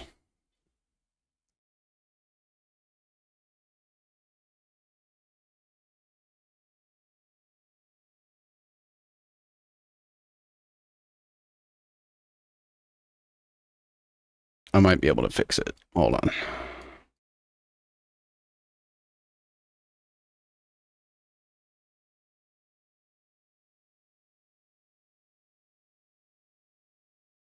Okay. All right. All right. I think that's good. So he's at Bell Labs also. He was part of, what was the other one? Rockwell.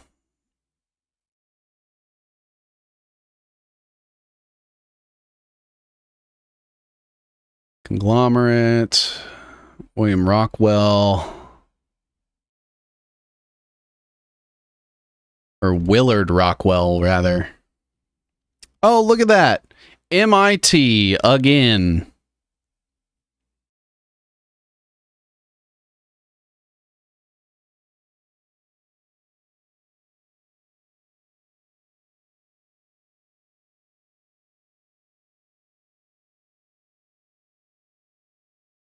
How do I even begin?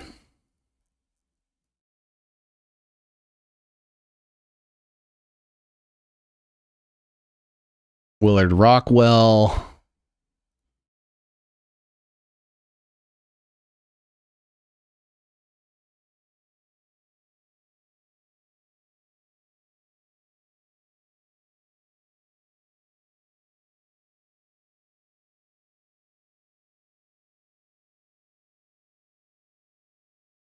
Okay.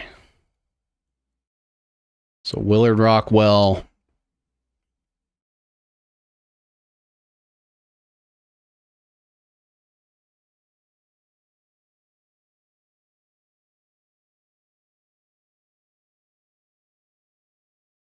All right. All right. So yeah, MIT sucks. The only thing that would shock me at this point is if they all had the same grandparents. I mean, if you go back far enough.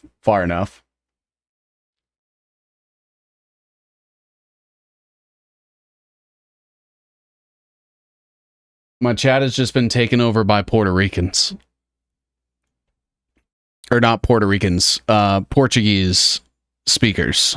Sorry. Those are two definitely very different things. So Willard Rockwell then did Rockwell International.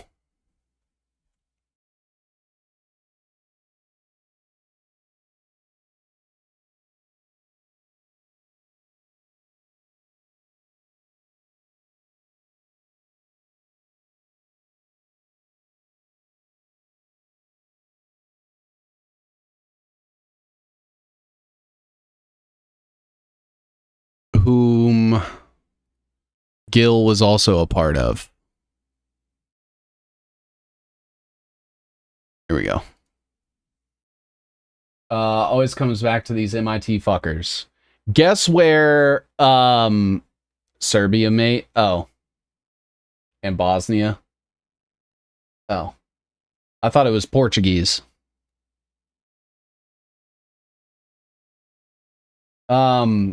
But yeah, MIT. When you see somebody is from MIT, they're probably part of the technocratic agenda.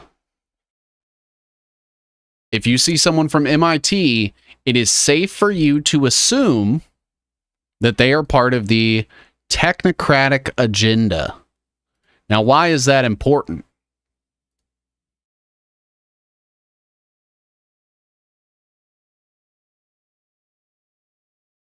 Technocratic agenda.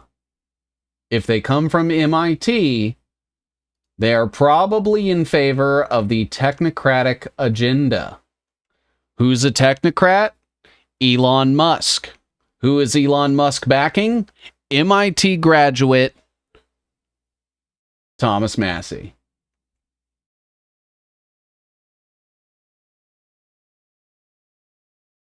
'92, MIT. Founded a company called Sensible Devices. Allowed users to feel digital objects that appeared on screen. He won the Limelisan MIT Student Prize. His company was reincorporated as Sensible Technologies. He raised $32 million of venture capital, employed 70 people, and obtained 24 patents during his time at the company, which he sold in 2003. Now let's see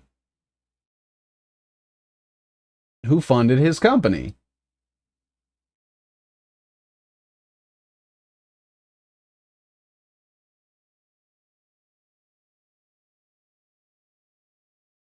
Elon Musk, a puppet? Yep.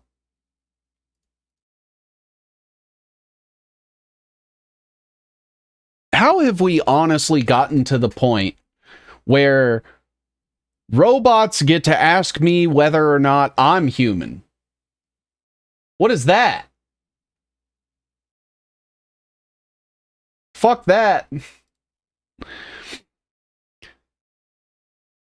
Sensible Technologies, for profit, Anthony Siraggio.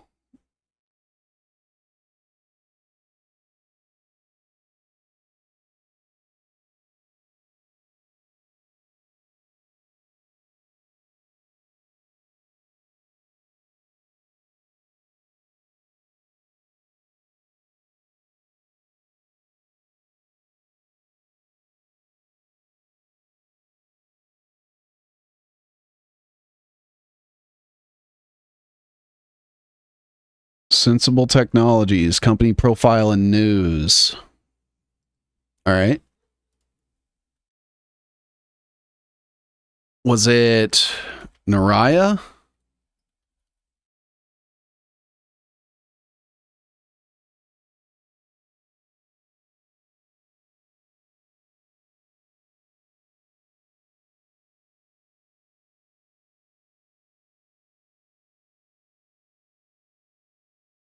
Maybe not.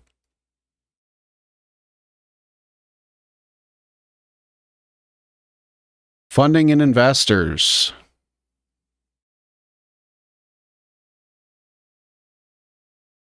Whale shit. Okay.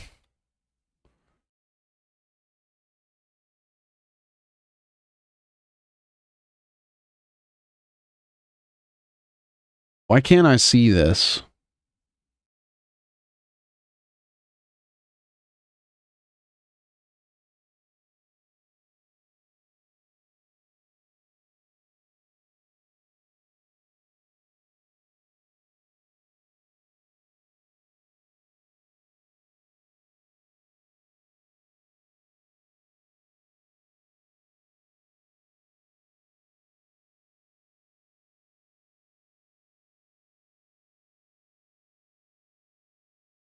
Let's see. Funding and investors. None of them will let me see the entire thing.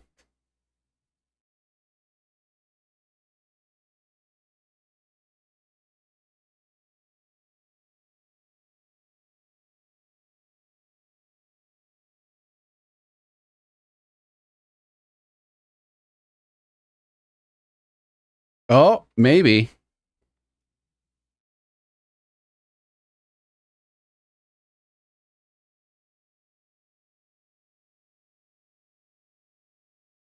Fuckers.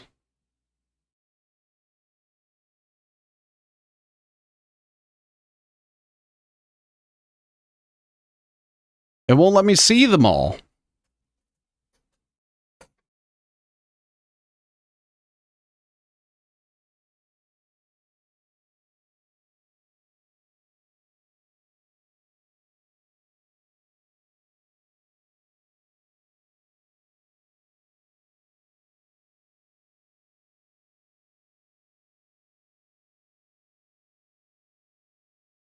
Like, why does it hide the other ones?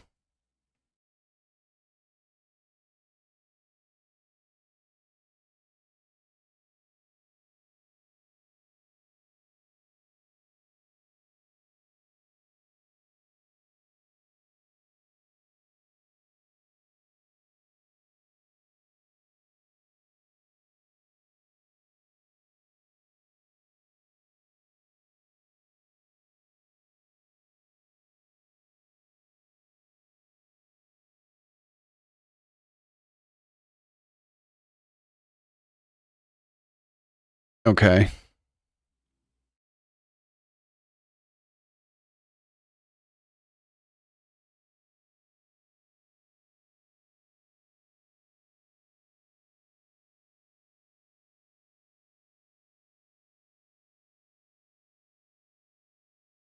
That's not going to tell me shit either. Might be a way to hit F12 and mess with the code to get rid of the blur out effect on that page. That is a good idea.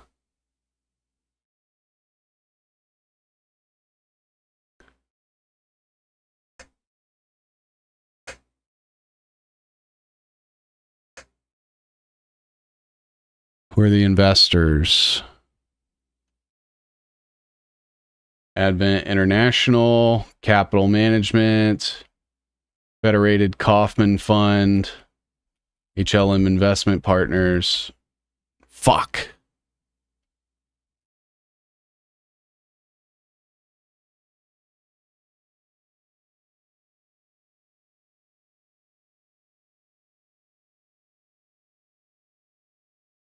I don't see it.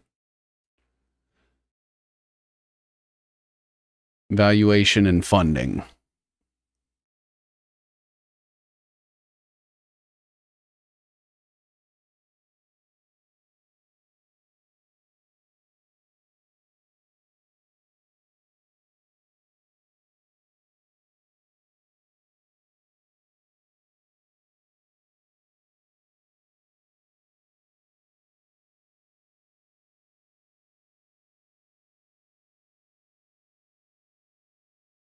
It's taking it all from fucking tables.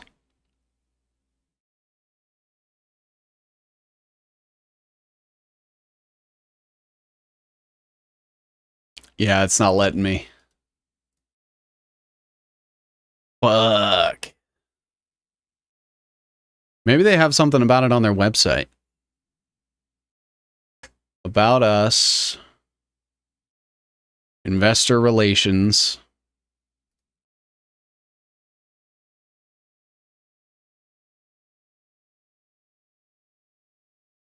View all financial reports.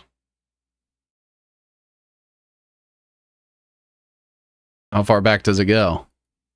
Can we go back to 2000? You two put a max on words. Ridiculous. They did? When did he sell the company? 2003. Fuck. That doesn't help me at all.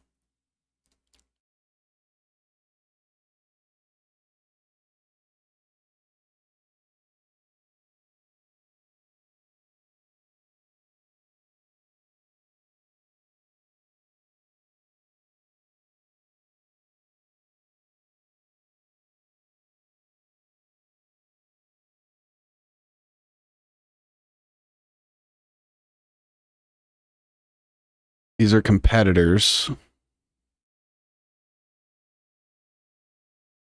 Ridiculous.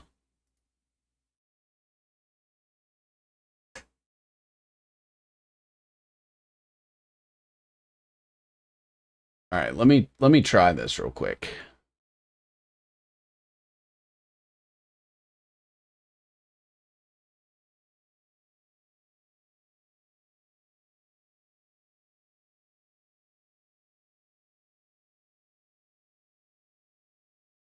You can only sign up with a business address, like a business email address.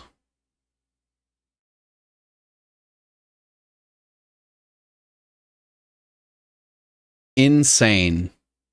You have to have a business email address in order to see it.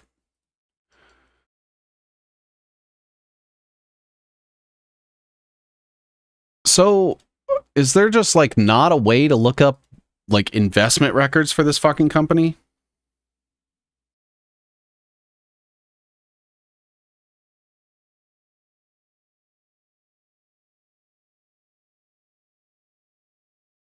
It's got to be in here, right? Company search. Sensible Technologies Inc.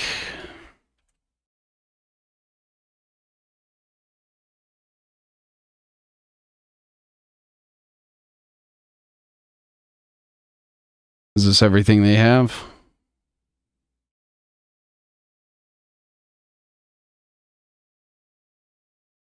It only goes back to 2008?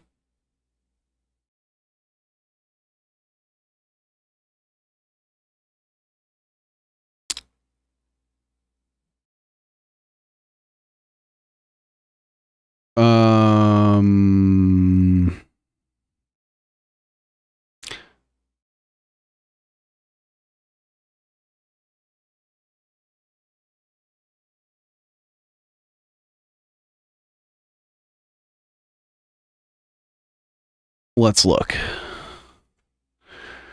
Davis, formal, blah, blah, blah. Blah, blah, blah.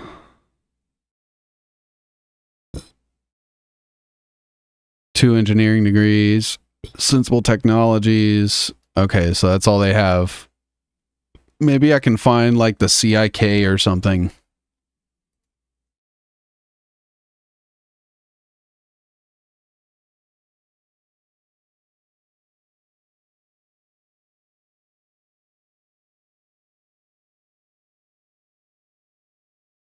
Zero results. Awesome.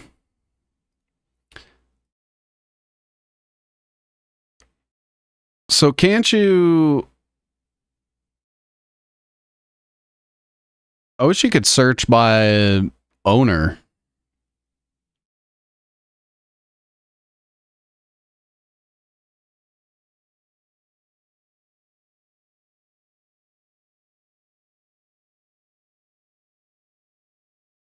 This is middle initial L. No, it's H. Well, what the fuck? Whatever. I don't know how to find it. If anybody gets the rest of the information on who the fuck invested in his company, that would be great. Rand Paul, Ronald Reagan, Republicans. Okay. All right. There's an ad blocker that blocks paywalls. I wonder if... So, do you guys think it would work if I archive searched it or something?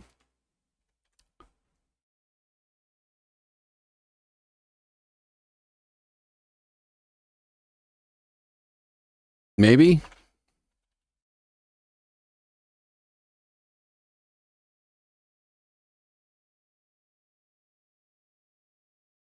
Let's go look back in 2014. Maybe they'll tell me.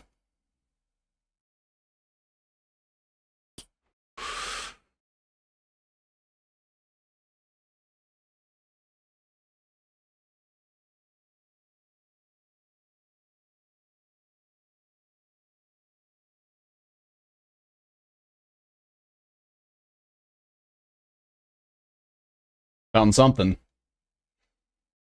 I found links to some documents.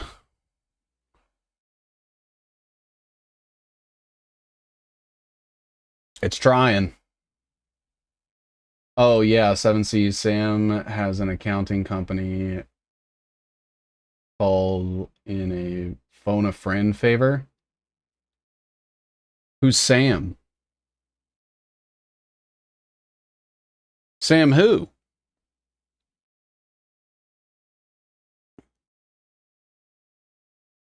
This tells me nothing.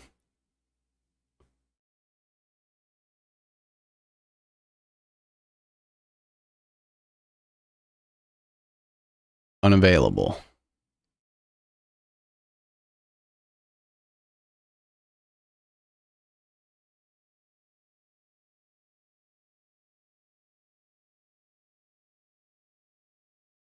Weapon. Oh, okay.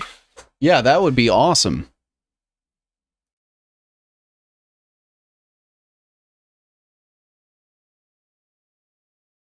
Actually, I've been meaning to invite him on my show. He's a good guy. Okay. So it's just the two, HLM Ventures, Northbridge, Sensible Technologies.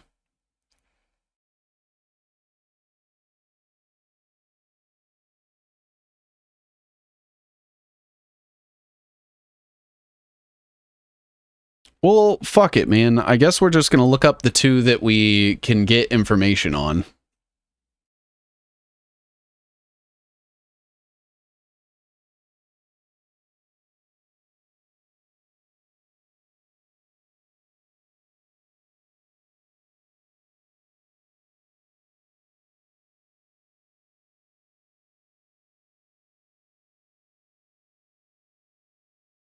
Northbridge Venture Partners.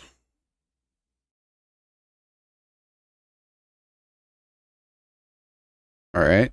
That tells me fucking nothing. Neither does this. This website sucks.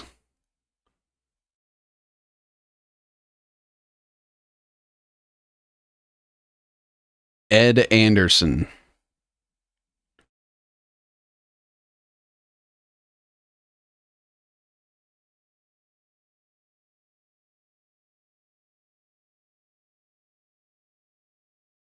Columbia and University of Denver. He was at ABS Ventures before that.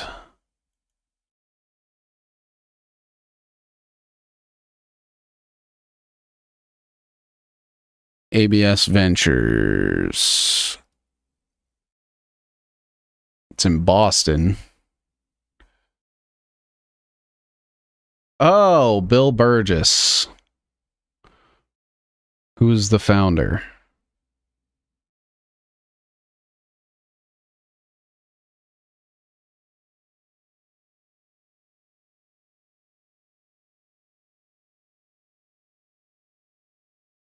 All right, it doesn't tell me.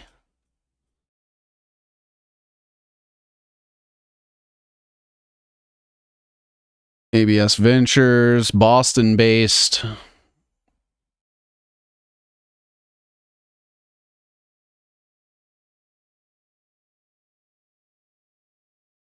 It doesn't say who the fucking founders are.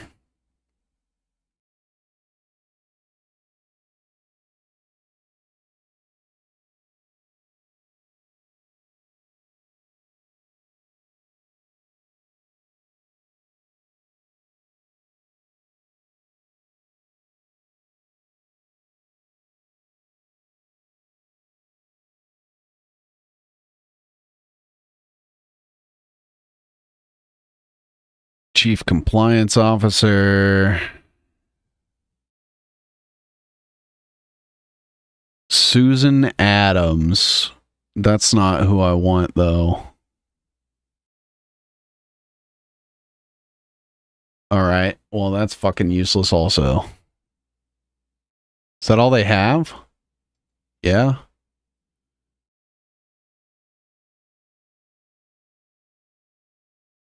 I'm trying to see who funded Thomas Massey and gave him millions of dollars. You must be getting close to some good sauce. I'm trying. Everywhere has the information fucking blocked out. Fucking not archived. Awesome.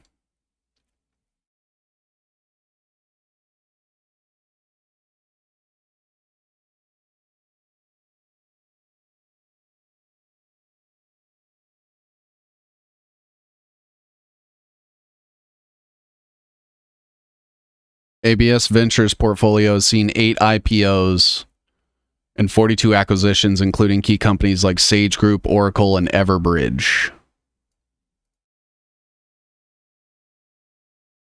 So, I mean, there's that right there. Oracle, Everbridge, CVXR.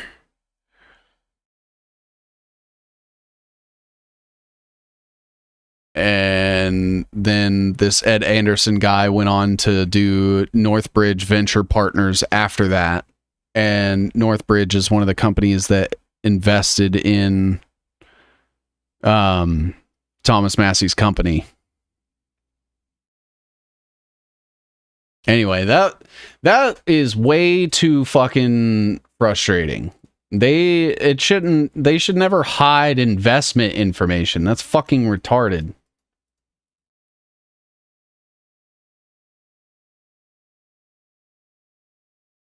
All right.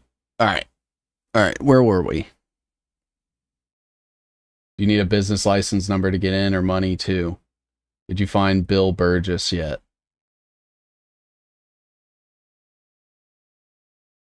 Did that name just come up? Bill Burgess.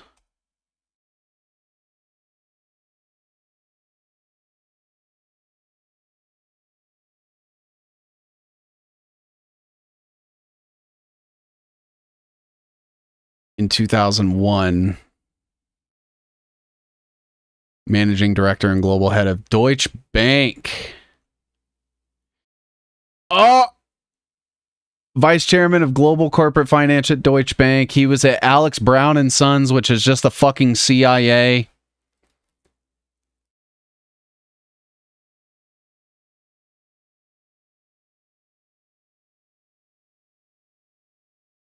Well, hilarious.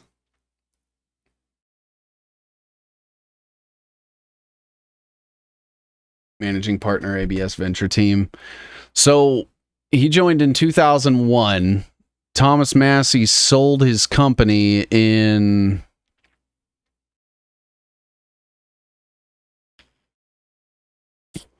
2003. So when did he get funding?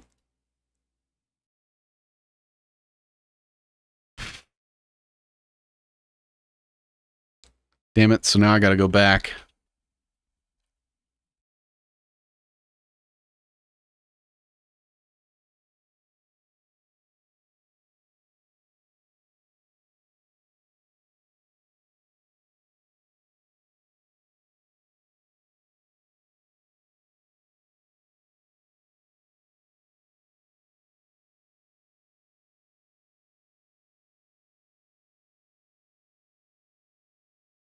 Oh, he got funded from the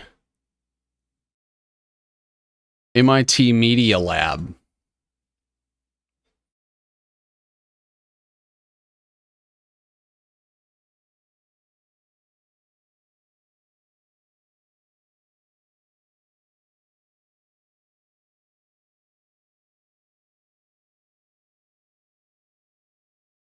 And let's see. Oh, so now it's going to show me all of them?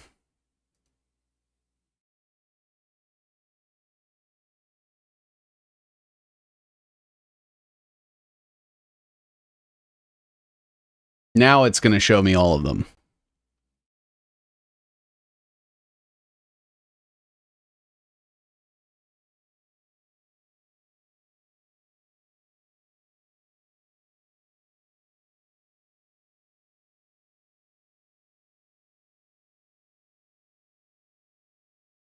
Of course, at 404s. Of course, the domain is sold.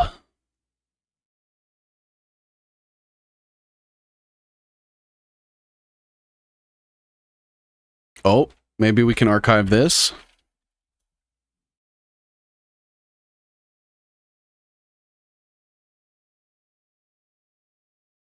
Fuck. Made numerous investments in each of our targeted areas over time. Sun Microsystems, Telogy Networks, Wellfleet Communications, Cascade, Deline Technologies, LifeMinders, Transmeta, and Align Technology.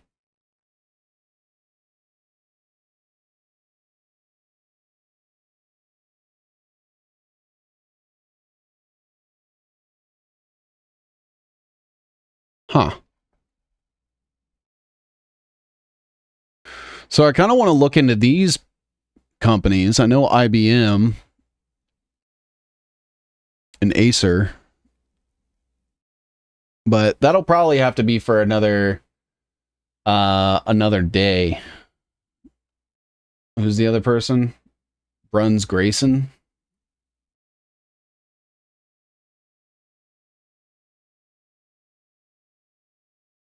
Oh, Alex Brown and Sons, Oxford, Harvard, Rhodes Scholar.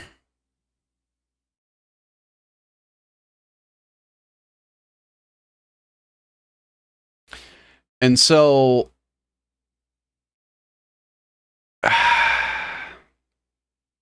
yeah, I think what I'm going to have to end up doing is I'm going to have to do a completely separate stream specifically on Thomas Massey, because we are right at like almost the 4-hour mark. I'm getting a little tired, and I have been spinning my wheels on Massey's funders for a minute. But I think we got pretty far. I don't even know where to start with everything that we covered today. Genentech, Alvin Krongard, Kleiner Perkins, Vannevar Bush, the starting of Silicon Valley, the stuff with the New York Stock Exchange, the precursors to like mRNA tech. We looked at basically a lot of fucking people that ruin the world come from MIT. All those ventures. Thanks again. Hey, thank you guys. Eric Schmidt, Apple, Rockefeller, Bell Labs. We looked at Ralph Flanders, the Manhattan Project, the Ames Research Center, some shit that basically we looked at all kinds of shit. Oh, wait, I need to get rid of this 23andMe because we already have it. All right. But yeah, this was good. This was good. As far as the Flynn network, obviously, like, the closer they are is how actual, like, proximity to Flynn. And then as we move out, it's like, oh, okay, so Flynn knows this guy who is part of this, and Flynn knows this other guy who is part of this, and Flynn knows this other guy who knew this other guy that was part of this. And eventually you just kind of fucking end up with something like this. Let me know next time. I will be live again tomorrow. We will be going over probably Racine. So if anybody knows of like shit about S.C. Johnson or the Pritzkers, Mike Flynn is big in Racine as well. Microsoft, the Aspen Institute, the Wingspread symposium between Kissinger, Foxconn, and China. Those will probably be some of the things that we expand on tomorrow. But this was very eye-opening. There were some things that I didn't know. There was stuff that I had planned to cover that I didn't get to, and stuff that I didn't plan to cover that we learned together today. So all in all, I think we learned some good stuff. Thank you all again, and we'll be live tomorrow at 4 p.m. Doing a mapping out of Racine. And then I believe I have something Friday, but I can't remember what it is. So thank you all again for hanging out with me. Thank you for the love and support, the fucking throwing shit in the chat for me to look up. J. Ram said Soviet technocrats advanced the scientization of the economic development management as well as industrial and organizational psychology under the slogan, "The future belongs to the managing engineers and engineering managers." Exactly. Thank you, 7Cs. Good job. Thank you all. Thank you to WR, Ivan, Chris Young, D, another 1v1, Katie, Cocoa Biscuits, J Ram. We had Dragana Rapike. I think I might have fucked that up. Buddy Yoga, Eric, We had Karen Peterson, Rhonda Fisher, Tabuma-san stop by for a while. We had 12 June 1776, Sown Well. Layla Decker was here. Snarky Guy was here. Curtis V45. You guys are fucking awesome. Anybody that I missed, please feel free to shout yourselves out. You guys are fucking awesome. Thank you, Mark K, for the $7. Yeah, you guys are fucking fantastic. Make sure you pat yourselves on the back. Oh, and Matt Benjen as well. You guys pat yourself on the back. Thank you again for joining me, and I hope everyone has an awesome rest of your night. We will be live again tomorrow. Peace out, everybody.